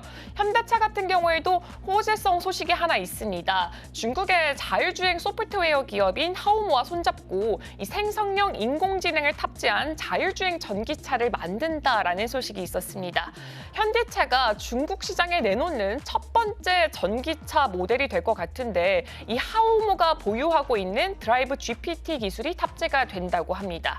드라이브 GPT는 이렇게 챗 GPT와 같이 생성형 AI를 적용한 자율주행 기술이고요. 텍스트, 사진, 동영상을 식별해서 판단을 할 수 있다고 합니다. 이어서 코스닥 시가총액 상위 종목도 함께 체크해 보겠습니다. 현재 에코프로, BM 에코프로 양 두 종목만 올라온 상태고요. 알테오젠과 리가켄바이오 같은 경우에는 어제는 좀 상승폭을 크게 드리웠지만 오늘은 하락 전환을 한 상태로 보여지고 있습니다. 리가켄바이오 같은 경우에는 어제 장중 신고가를 돌파하는 모습을 보여주기도 했습니다. 에코프로 BM이 현재 0.98%, 에코프로가 1.57%로 에코프로 그룹주들은 1% 내외의 상승폭을 기록하고 있습니다. 그렇다면 현재 우리 시장에서는 어떤 종목들이 움직이고 있을지도 함께 체크해 보도록 하겠습니다. 네, 가장 먼저 제조업부터 함께 살펴보도록 하겠습니다. 제조업 전반적으로 상승하는 종목들이 훨씬 더 크게 자리하고 있습니다. 오늘도 하나오션은 잘 가는 모습을 보여주고 있습니다. 두산 로보틱스 같은 경우에는 현재 두산 에너빌리티와 흡수 합병을 진행하고 있습니다. 외부 평가기관이 추가 그리고 합병 비율에 대해서 적정하다라는 소식이 나오면서 어제장에도 소폭 상승세를 보여줬습니다. 오늘장에서 주가 추이도 함께 체크해 보시면 좋을 것 같고요. 두산 에너빌리티가 현재 0.2% 하락 출발하고 있습니다. 그리고 현대 로템 같은 경우도 현재 2%가량 올라오는 모습을 보여주고 있고 한미반도체는 나란히 떨어지고 있습니다. 2.38% 하락 출발하고 있습니다. 에코프로 BM은 0.9% 상승 전환하는 모습을 보여주고 있습니다. 현대모비스가 2.75% 올라오는 모습이 나타내지고 있는데요. 이렇게 증권가에서 외형 성장 기대감이 굉장히 크게 작용하고 있다라는 긍정적인 리포트를 계속해서 발행하고 있습니다. 이어서 다음 섹터도 함께 체크해 보도록 하겠습니다. 전자기술 쪽으로 확인해 보도록 하겠습니다. 삼성전자 계속해서 낙폭 키워가고 있습니다. 현재는 54,200원 선에서 거래되고 있습니다. 한화시스템이 5.5%나 큰 폭의 상승세를 보여주고 있고요. 이수페타시스 같은 경우에는 1.43% 올라오고 있습니다. 5,498억 원 규모의 주주 배정 후에 이 실권주 일반 공모 유상증자를 결정했다라는 소식에 어제장에는 조금 약세한 움직임을 보여줬지만 오늘은 지금 1.4% 상승 전환에 성공을 했습니다.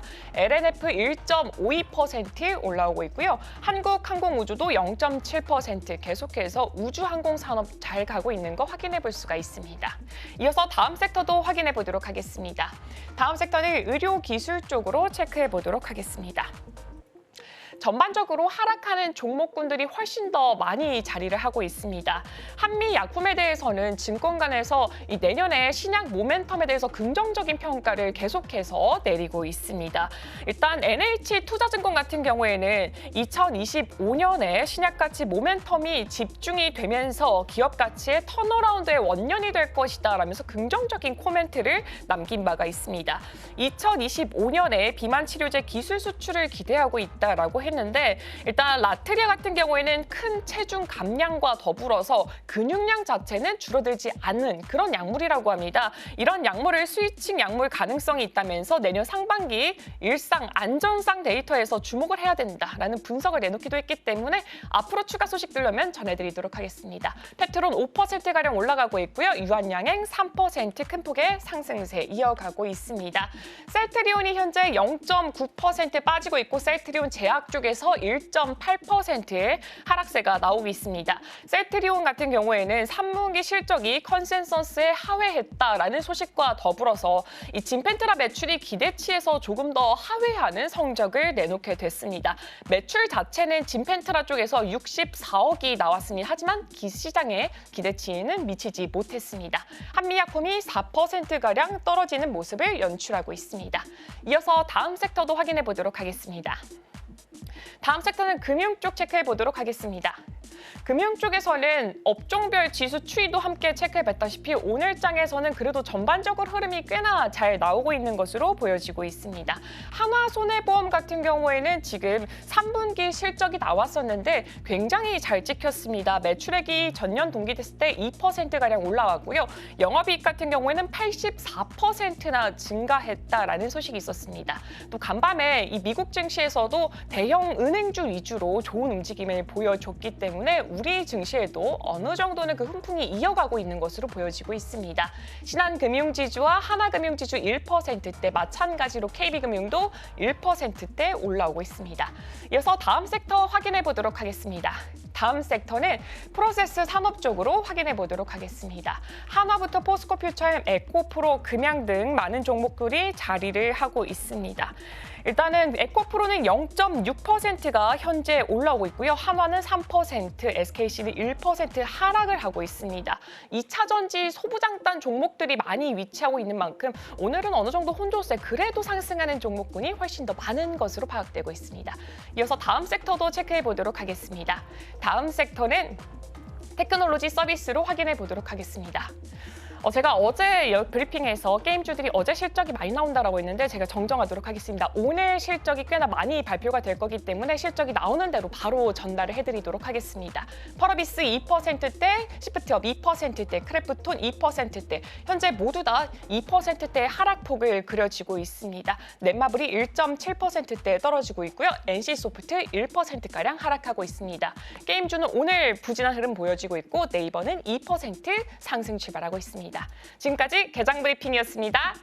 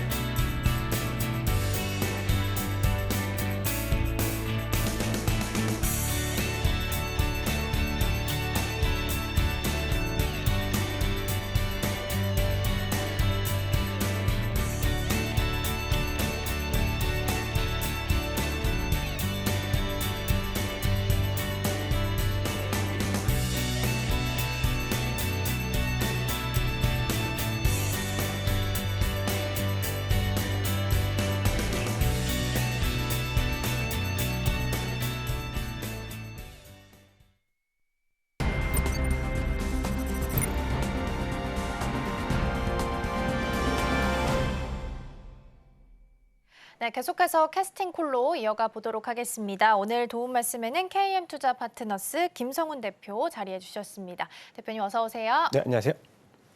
네, 이렇게 투자 매력도가 떨어질 수 있나라는 생각이 듭니다. 오늘도 시장이 좀 약하게 움직임 좀 보이고 있는 상황입니다. 양시장 모두 강보합에서 코스닥은 1% 낙폭까지 조금 더 키웠습니다. 일단 전반적인 분위기 먼저 좀 어떻게 보고 계실까요? 네, 마지막 남은 중국의 경기 부양책에 대한 국내 시장과의 영향력이 그렇게 크지 않은 모습들이 보여지면서 이제 시장의 눈높이는 11월 20일 날 있을 이제 엔비디아 실적 발표에도 주목을 해볼 만한데 사실상 최근에 이제 반도체 기업들이 고점에서 오늘과 같은 경우도 삼성전자가 연저점을 이제 기록을 하는 모습들을 보여주면서 중국 메모리에 대한 또 역공 그리고 이 칩스법에 대한 우려감들이 시장에 계속해서 공전을 하면서 대선 이후에도 국내 시장 같은 경우는 외국인들의 이 매수폭이 굉장히 줄어드는 모습들 그리고 이제 예탁금들이 줄어들면서 개인 투자자분들이 사실상 이제 비트코인이라든가 미국 시장으로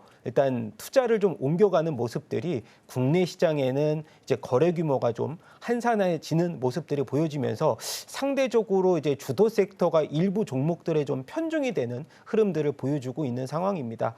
추가적으로 봤을 때는 이제 코스피 시장에서는 시장을 이끌 수 있는 이제 모멘텀이 있는 코어 종목으로는 SK하이닉스, 코스닥에서는 알테오젠이 있는데 그러한 좋은 실적이라든가 기술 수출에 대해서 모멘텀이 시장 전반적으로 이렇게 퍼지지 않는 모습들. 일단 모멘텀이라고 하면은 섹터 전반적으로 퍼져야 되는데 한 종목에 국한되는 알테오젠의 호재라면은 알테오젠으로만 국한되는 그나마 이제 리가켄 바이오가 이 두 종목이 반등을 좀 보여주고 있지만은 그렇게 강한 모습들은 아닙니다. 그리고 테슬라 쪽에서 본다면은 수혜주로서는 2차 전지를 둘 수가 있는데도 불구하고 LNF라든가 일부 종목에 편중이 되는 모습들 보여주면서 시장의 이제 펀더멘탈은 굉장히 약하다 이렇게 좀 결론을 내려야 될 것 같습니다.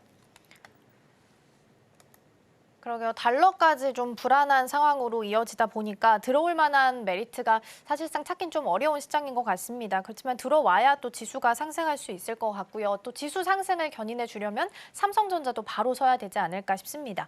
앞서서 제가 브리핑에서 전해드린 것처럼 어제 HBM3E 공급 임박 소식이 있었지만 사실 반응 없었고요. 120월선을 이탈을 했다라고 합니다. 이게 상장 후에 이탈한 게 딱 2번, IMF 때, 리먼 사태 때, 그리고 어제라고 하는데 트럼프 후보가 이 칩스법 폐기할까 봐 걱정돼서 이렇게 빠진다라고 한다면 근데 반대로 생각하면 트럼프 후보가 또 AI 맨해튼 프로젝트 하고 있잖아요. 그럼 이제 결과적으로 끝은 AI에 도달하는 거라면 지금도 기회가 될 수 있는 거예요? 일단 가장 큰 거는 지금 일단 앞단의 이런 AI에 대한 투자에 대한 우리가 인사이트보다는 지금 당장 4분기를 걱정하는 삼성전자의 주가 흐름이거든요.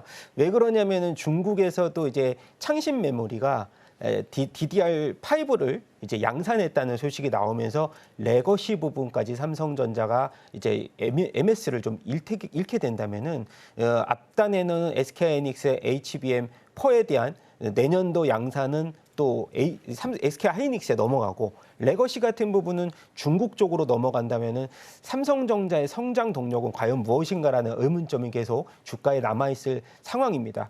근데 이제 우리가 지난주에 말씀드렸던 게 뭐냐면 한 주마다 SK하이닉스의 흐름이 좋았다고 하면 또 삼성전자는 2주 전에 흐름이 좋았습니다. 근데 상대적으로 같이 조정을 받으면 삼성전자의 주가는 메리트가 상대적으로 떨어질 수밖에 없고요. 오히려 SK하이닉스가 지금 20만 원대 도달한다면은 상대적인 메리트 구간으로는 삼성전자가 5만 5천 원대는 가격적인 메리트가 부과가 될 거지만 지금은 SK하이닉스도 18만 9천 원이면은 가격적 메리트가 충분하기 때문에 오히려 둘 중 안에 고른다면은 오히려 SK하이닉스를 선택하게 될 만한 그리고 HBM3E가 지금 SK하이닉스는 레거시 비중에 대해서 이제는 크게 생각은 안 하거든요. HBM 쪽만 지금 굉장히 집중적으로 이 흐름을 캐펙스를 늘리고 있는 상황이고 이천 공장에서도 웨이퍼를 월 10만 장에서 14만 장까지 늘린다고 했으니 지금 MS 캐파도 40% 이상을 증가시킬 수 있다는 아주 좋은 모멘텀을 보유하고 있기 때문에 저는 오히려 지금 당장으로 삼성전자가 싸다는 이유만으로 접근하기는 지금 시점에서는 조금은 좀 우려감은 있습니다. 이렇게 좀 설명을 해드려야 될 것 같아요.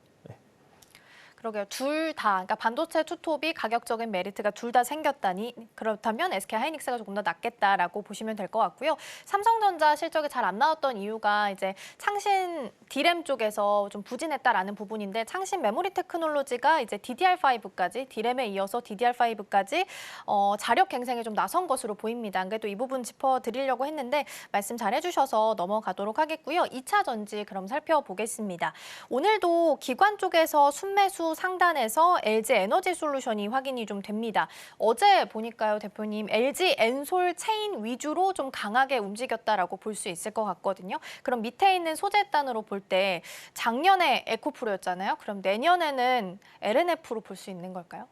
네, 일단 그렇게 연결고리를 잘 지어주셔가지고 제가 이제 지난주에도 사실 이제 테슬라 양 쪽으로 2차 전지는 가격적 메리트가 충분히 있으니 내년도에 우리가 포커스를 맞춰본다면 충분히 공략을 할 만한데 지금 시장에서는 오히려 이제 이 해리스 관련된 트레이딩 이슈가 소멸되면서 주가가 빠진 것으로 보이고 그다음에 IRA 관련된 폐지. 근데 아직까지 정해진 거는 없습니다. 사실상 제가 트럼프 쪽으로 말씀을 드리자면은 거래를 잘하면은 충분히 IRA 폐기보다는 보조금이 일부 축소로서도 이런 시장 현상을 좀 바꿀 수 있는 가능성들이 충분히 있는데 지금 당장에서는 테슬라의 효과가 워낙에 크기 때문에 LG 엔솔이라든가 LG 엔솔은 뭐 어저께 스페이스X에 대한 뭐 배터리 수주도 예약을 한 상황인데 LNF 같은 경우가 이제 그래도 저는 이제 가격적 메리트도 충분히 보유를 했고 긍정적인 모습들이 보여지고 있습니다만은 단기적으로 급등을 한 모습들이 보여지기 때문에 지금 당장 우리가 2차 전지 쪽을 관심 있어 하시는 분들이 굉장히 많거든요. 왜냐하면 저는 이렇게 보여져요. 이제 2026년에 전고체가 당연히 상용화가 될 거란 거죠. 지금 문제점이 가장 크게 2차 전지가 발현이 된 것은 화재 쪽이 문제점이 가장 많이 발현이 됐는데 그 문제점을 해결해 줄 거는 이제 전고체고 그리고 이제 가격적으로 전고체가 일정 부분 이제 기존의 2차 전지보다 비싸거든요. 근데 비싼 것을 수율로서 커버하고 대량 생산한다면 그것도 잡아준다. 그렇게 생각한다면 2026년에 내연 차량이 전기차하고 비교가 될 것인가? 당연히 모든 이제 그 자동차를 이제 바꿀 수 있는 투자자분들은 당연히 전기차를 선택할 이유가 굉장히 많고요. 제가 이제 전기차를 가끔 이제 몰아보는데요. 사실상 전기차를 안 몰아본 사람들은 전기차에 대해서 폄하를 할 수가 있는데 한 번 몰아본 사람들은 전기차를 끊을 수는 없습니다. 그 정도로 기술력이 굉장히 발전이 돼 있고 그리고 이제 마지막으로 말씀드린다면 인프라 문제가 하나가 굉장히 컸는데 지금 아파트들 그리고 이제 단지들 그리고 곳곳에 인프라가 굉장히 많이 생각보다 많이 보급이 돼 있어요. 그래서 저는 이제 그 휘발유와 내연차와 그리고 전기차를 비교한다면 휘발유에 대한 가격보다 이제 이 전기 우리가 충전했을 때 가격이 4분의 1입니다. 그 정도로 싸요.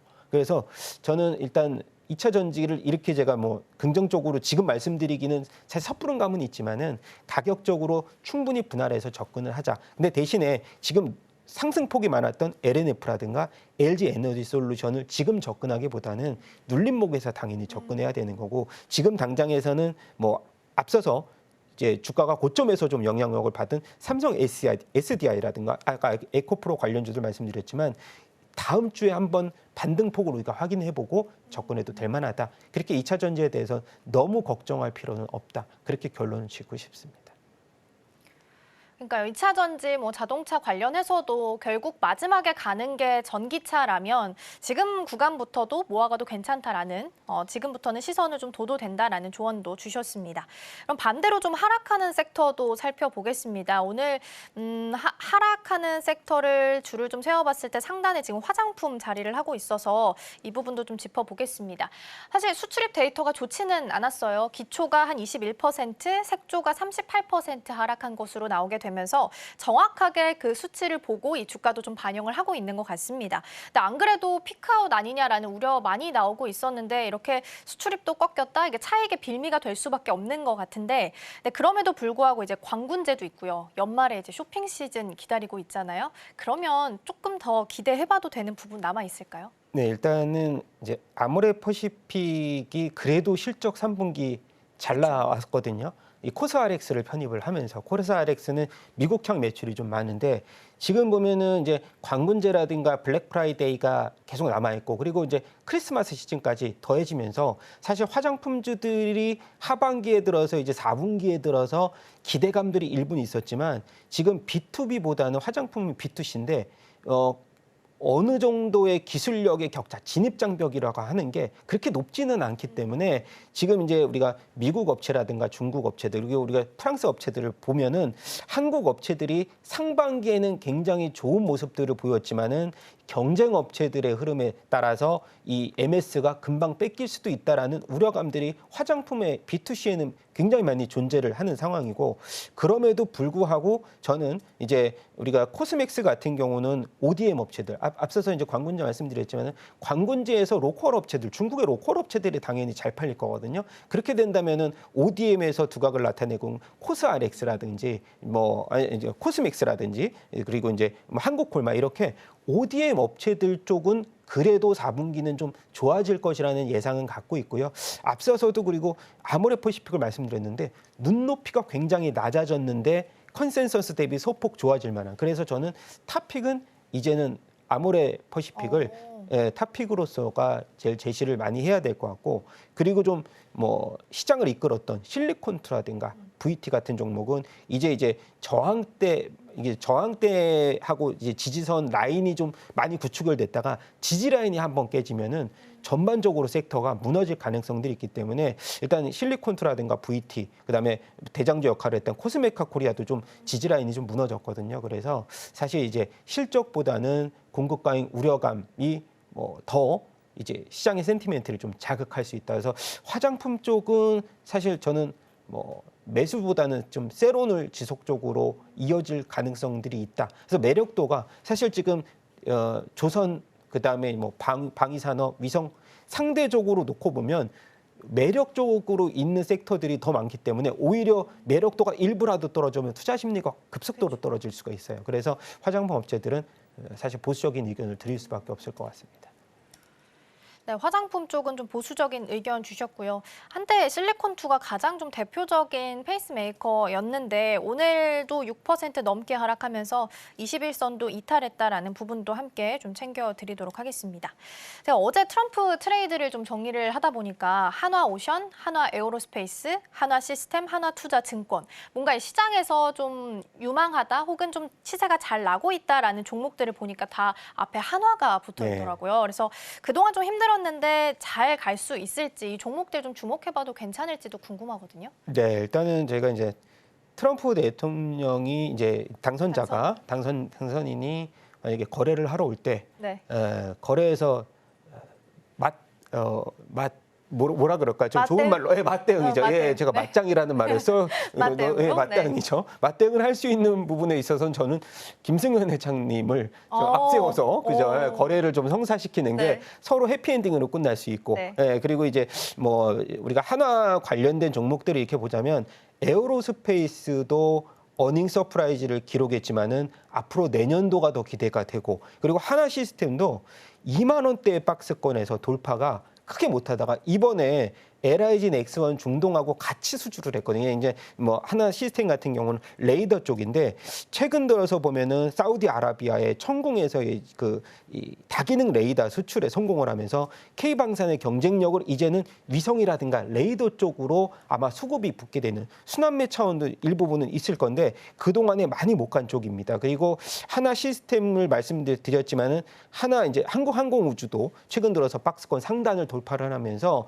최근에 이제 KA50이죠. 그것을 이제 중동 쪽으로 가격적 가성비를 앞세워서 중동 쪽으로 수주할 수 있는 모멘텀들이 굉장히 많아졌고, 사실상 이제 하나그룹주 쪽에서는 오션 같은 경우는 오늘 좀 조정폭을 받았지만 그동안 MRO 사업 필리조선수 인수하면서 우려감이 굉장히 많았는데 이번에 트럼프 대통령이 그동안에 이제 MRO 관련된 사업이라든가 이런 것 수주에 대해서 추가적으로 이제 나올 수 있는 부분이 너무나 많기 때문에 그동안에 하나오션은 또 2분기까지 적자였거든요. 근데 이번에 흑자 전환을 하고 그런 모습들을 하나오션에서는 굉장히 주가는 반등폭을 더 한번 뛸 수 있는 구간에 접어들었는데 지금 당장 뭐 이틀 3일 연속 반등을 했기 때문에 오늘은 좀 조정폭을 보였지만은 추가 조정폭이 나온다면 제가 이제 이 조선주 가운데에서는 하나오션 쪽으로 조금 더 움직일 가능성들이 굉장히 크다. 그리고 추가적으로는 HD 현대중공업도 MRO 사업에 진출한다는 얘기가 있었지만은 이 손익을 계속해서 지금 따져보고 있는 입장인데 저는 내년 정도 되면은 당연히 MRO 사업은 분명히 진행할 것이라 보여지고요. 그다음에 이제 MRO 사업의 장점이라고 하면은 설비 유지 쪽으로 지속적으로 캐시카우가 들어온다는 장점이 충분히 있고 이제 조선 수주보다 오히려 MRO 사업 같은 경우가 실적에 대해서 장기적으로 사실 실적 부분에 대해서는 더 좋은 영향력을 보여줄 수가 있을 것 같기 때문에 어느 쪽에서 우리가 힌트를 얻었냐면은 지금 하나 마린 솔루션 같은 경우 3분기 실적 워낙에 좋았거든요. 얘네가 이제 설비 유지인데 그 정도로 우리가 그 흐름을 본다면은 하나 오션 같은 경우도 장기적으로 캐시카우적으로는 굉장히 유리할 수 있는 재무 구조가 마련이 됐다. 저는 그렇게 생각해서 일단 탑픽은 계속 하나 오션으로 가져가야 될 것으로 보입니다. 네, 한화오션 탑픽으로 제시를 해주셨고 일단 한화가 그동안 좀 많이 힘들었었는데 만회하기 위해서 일단 원기육을 좀 모으고 있지 않나라는 생각도 듭니다. 한화오션 주가 흐름 좀 보시면 좋겠고요. 계속해서 테마들도 함께 살펴보도록 하겠습니다. 네, 첫 번째로는 가상화폐 자리합니다. 자고 일어나면 가격이 계속 올라 있습니다. 어제는 81,000원 선 넘었다라고 말씀드렸는데 오늘 보니까 88,000원 선 터치했고요. 지금 시각 기준으로는 87,000달러 선에서 지나가고 있습니다. 어쨌든 가상화폐 대통령이 되겠다라고 트럼프 당선인이 이야기를 했기 때문에 계속해서 시세를 좀 기대해봐도 좋지 않을까 싶습니다. 자, 다음 보겠습니다. 두 번째로는 자율주행입니다. 트럼프 트레이드만큼 주목받고 있는 게 또 머스크 트레이드입니다. 일론 머스크가 영위하고 있는 사업들과 관련해서 계속해서 시너지를 낼 거로 예상되고 있고요. 테슬라가 FSD 관련해서 자율주행을 영위하고 있습니다. 특히 FSD가 패스트 트랙으로 추진될 수 있다라는 기대감도 같이 모아가고 있습니다. 마지막 열어보겠습니다. 마지막은 게임입니다. 오늘 의외로 외국인 1위 종목, 순매수 1위 종목 크래프톤이고요. 게임주 은근 오늘 테마에서 상단에 자리하고 있습니다. 11월 14일부터 17일까지 지스타 개최될 예정이고요. 역대 최대 규모라고 합니다. 이에 대한 기대감도 같이 높아져 가고 있습니다. 자, 그럼 대표님 이 중에서는 어떤 테마 좀 보면 좋을까요? 일단 오늘 그래도 가장 센 테마는 자율주행인데 게임주 같은 경우에 기대감은 굉장히 컸지만 오늘 실적 발표했던 뭐 펄어비스라든가 일부 나왔죠. 종목들이 예상치를 일부는 하회했습니다. 근데 W 게임즈는 이제 소셜 카지노 쪽으로는 좋은 실적을 냈거든요. 그래서 주주환원 정책도 우리가 이 W 게임즈는 기대할 수가 있는데 뭐 게임주 가운데에서는 뭐 크래프톤이라든가 W 게임즈 이렇게 몇 가지 종목만 좀 좋게 보이는 상황이고 상대적으로 굉장히 부진한 모습 그리고 중국 부양책과 연결이 되는데 사실상 기대감이 소폭 하락했고 왜냐하면 좋은 면이 없지 않아 이번 주에 굉장히 많았는데 뭐 비자 면제라든지 판호 발급 이렇게 좋은 소스임에도 불구하고 시장에서 좀 소외받는 모습들을 보여주고 있는 건 제가 말씀드리는 건 당연히 실적이 수반돼야 되는 상황이 아닐까 그렇게 내가 말씀을 드려보고 싶고요. 그리고 이제 자율주행 쪽을 일단 보자면 오늘 강한 종목은 슈어소프트 테크인데 슈어소프트 테크가 오늘 한 6.5%대 이제 현대 기아차 지분이 한 7.45% 보유하고 있는 기업인데 슈어소프트 같은 경우는 자동차 이제 소프트웨어 검증 플랫폼을 주력 이제 매출로서 보유를 하고 있는데 오늘과 같은 경우도 이제 아까 자율주행 말씀했지만은 테슬라향 이 섹터 중에서 자율주행 쪽 섹터가 오늘은 강하지만 최근 들어서는 그렇게 강한 모습은 보여주지 않고 있는데 아까 말씀드렸던 패스트 트랙이 일부 이제 진행이 된다라고 하고 뭐 샌프란시스코라든가 중국의 이제 베이징 쪽으로 테슬라의 자율주행이 빠르게 침투가 된다면은 국내 기업들 가운데에서도 아이다스와 연결고리가 큰 뭐 HL 만도라든가 그리고 라이콘 같은 경우는 테슬라의 이제 광폭기 이 증광폭기를 이제 지금 테슬라향으로 매출을 계속해서 이어가고 있기 때문에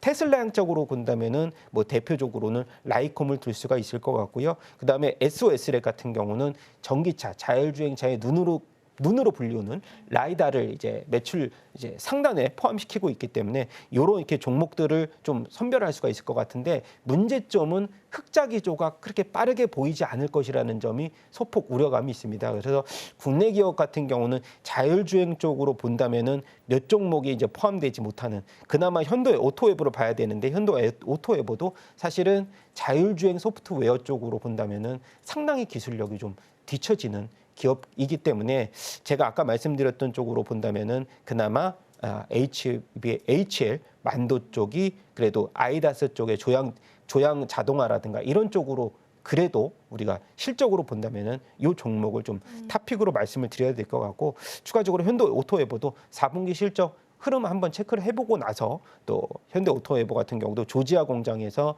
뭐 SI 통합, 현대 소프트웨어를 다 전담하고 있기 때문에 실적은 그래도 좀 좋을 것이라고 판단이 됩니다. 그래서 이렇게 두 종목 쪽을 탑픽으로 좀 말씀드려야 될 것 같습니다. 네, 자율주행 섹터 하면 또 이게 실적이 잘 받쳐주지가 않아서 항상 좀 걱정이 되셨을 텐데 HL 만도나 현대 오토웨버 같이 좀 언급을 해주셨으니까 참고해 보시면 좋겠습니다. 대표님 지난주에 저희가 그 가상화폐 이야기할 때 비트코인에 직접 투자하는 방법에 대해서도 이야기를 했었고 그럼 이걸 주식시장으로 끌고 왔을 때는 이제 뭐 우리기술투자나 뭐 하나투자증권처럼 거래소에 지분이 있는 주식들 종목들도 좀 있잖아요. 네. 근데 주식시장에서 만약에 종목을 좀 고민하고 계신다면 이 가상화폐 이슈 딱 하나 가지고 있는 거 말고 이제 최근 같이 가고 있는 STO 이 이슈도 같이 엮어서 가는 종목들을 좀 보는 건 어떨까요? 네, 오늘 보면은 워낙 급등세가 좋은데 지금 보면은 뭐 서울 옥션에다가 K 옥션이 이제 상승률이 좋지만 같이 연결고리를 엮어서 간다면 네. 뭐 갤럭시아 이제 갤럭시아. 관련주들, 갤럭시아 머트리라든가 뭐 갤럭시아 SM 이런 종목들이 오히려 이제 같이 포함이 되는 자회사가 이제 메타버스가 이제 관련 블록체인 네. 플랫폼을 갖고 있기 때문에 그런 쪽으로 이제 우리가 수혜를 받을 수 있는데 사실은 탑픽은 이제 두나무 지분을 보유하고 있는 뭐 우리기술 투자라든가 이런 쪽이 더 낫겠죠. 예, 직접적으로 연결고리, 지분 연결고리가 있으니까. 근데 제가 전에도 말씀드렸지만 이거는 간접 투자일 뿐이고요. 그렇죠. 네. 사실상은 직접 투자가 원체 수익률 면으로 봤을 때는 더 좋은 현상을 나타낼 수가 있을 거고 또 미국 시장 얘기하면 좀 안 되지만은 마이크로 스트래티지는 가죠. 전체 비중을 코인베이스. 네 그게 훨씬 수익률 면으로는 그럴 수 있을 훨씬 것 클 수 같아요. 있을 것 같습니다. 아무래도 우리 시장 안에서는 지분 자체가 이제 거래소 지분을 보유하고 있는 종목들이 많이 있다 보니까 수익률 측면에서는 조금 한계가 있을 수 있을 것 같고요. 비트코인은 지금 87,000달러 선까지 일단은 올라와 있습니다. 며칠 사이에 굉장히 또 급하게 올라온 감이 없잖아 있어서 또 조정의 기회를 줄 수 있을지도 보셔야 될 것 같고요. 외신들 보도를 보면 연내에 뭐 10만 달러 간다라는 이야기도 있어서 이 부분도 함께 참고해 보시면 좋겠습니다. 오늘 대표님 여기서 보내드리겠습니다. 오늘 말씀 고맙습니다.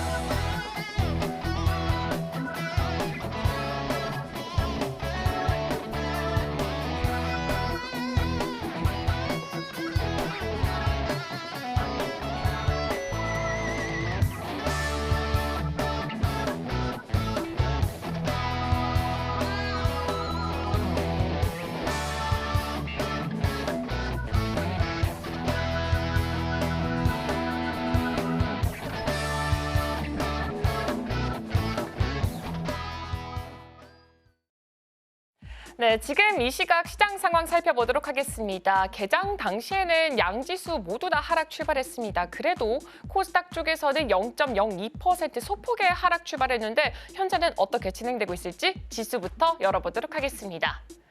네, 계속해서 낙폭은 확대되고 있습니다. 코스피는 0.98%, 1%가량 내려와 있는 상태고요. 코스닥은 2.07% 개장과 대비했을 때는 굉장히 빠른 폭으로 하락세를 그려내고 있습니다. 현재 713포인트 선에서 지나가고 있습니다. 투자자별로 매매 동향도 함께 체크해 보도록 하겠습니다. 먼저 유가증권 시장입니다.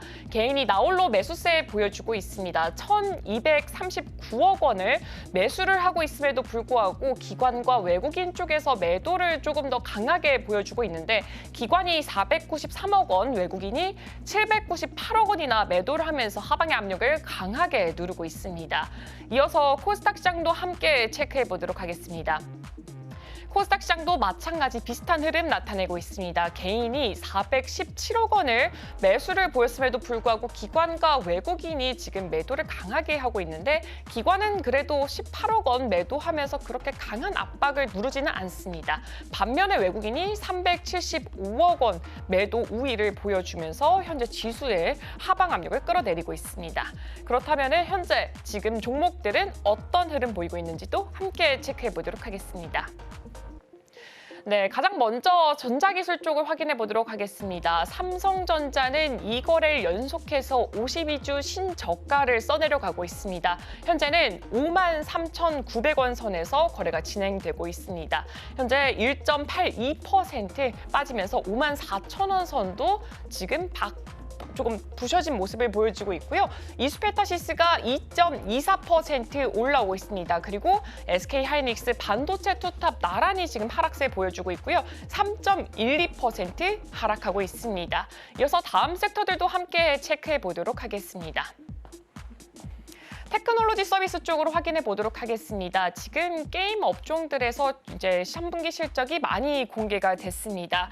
네오위즈에서도 실적이 공개가 됐는데 매출이 YOY 대비했을 때는 21%, 영업이익이 YOY 대비했을 때 68% 떨어지면서 실적이 좋지만은 않게 나왔습니다. 이 네오위즈의 PL 게임의 출시 휴가가 이제는 끝이 났다라는 증권가의 평가가 나왔습니다. 그리고 펄어비스는 현재 3%가량 떨어지고 있습니다. 펄어비스도 실적이 나왔습니다. 3분기 매출이 YOY 대비했을 때 6%가량 떨어졌고요. 영업 손실 같은 경우에는 광고 선전비 증가로 적자를 기록했다라고 합니다. 신작 붉은 사막이 출시 준비에 지금 속도를 내고 있는 상황인데 이 2024 지스타에서 선별적으로 공개를 할 예정이라고 합니다. 크래프톤은 현재 5%가량 빠지는 모습이 보여지고 있습니다. 크래프톤 산하의 스튜디오 언노운 힐즈의 신작, 지금 서브노카2의 추가 정보가 오늘 공개가 됐다고 하는데요. 신작 모멘텀에 한 번 더 집중해보는 건 어떨까라는 생각이 들고 있습니다. 시프트업은 현재 3.97% 실적을 대기하고 있습니다. 네이버는 1.99%, 2%가량 올라온 모습을 나타내고 있습니다. 지금까지 시장 브리핑이었습니다. 네, 오늘 시장도 전반적으로는 약하지만 트럼프와 머스크 연결고리가 있는 쪽에서 일부 강세 보이는 종목들이 있습니다. 트럼프 당선인이 확실시 되게 되면서 달러원 환율이 걱정이었는데 1,400원 터치가 방금 전에 나왔기 때문에 이 부분도 대응 전략할 때 참고해 보시면 좋을 것 같습니다. 저희가 방송 중에 제공해드린 정보는 투자 판단을 위한 조언일 뿐 해당 종목의 가치와 수익률은 보장하지 않습니다. 저희는 내일 더 다양한 소식 준비해서 돌아오겠습니다. 시청해주신 여러분 고맙습니다.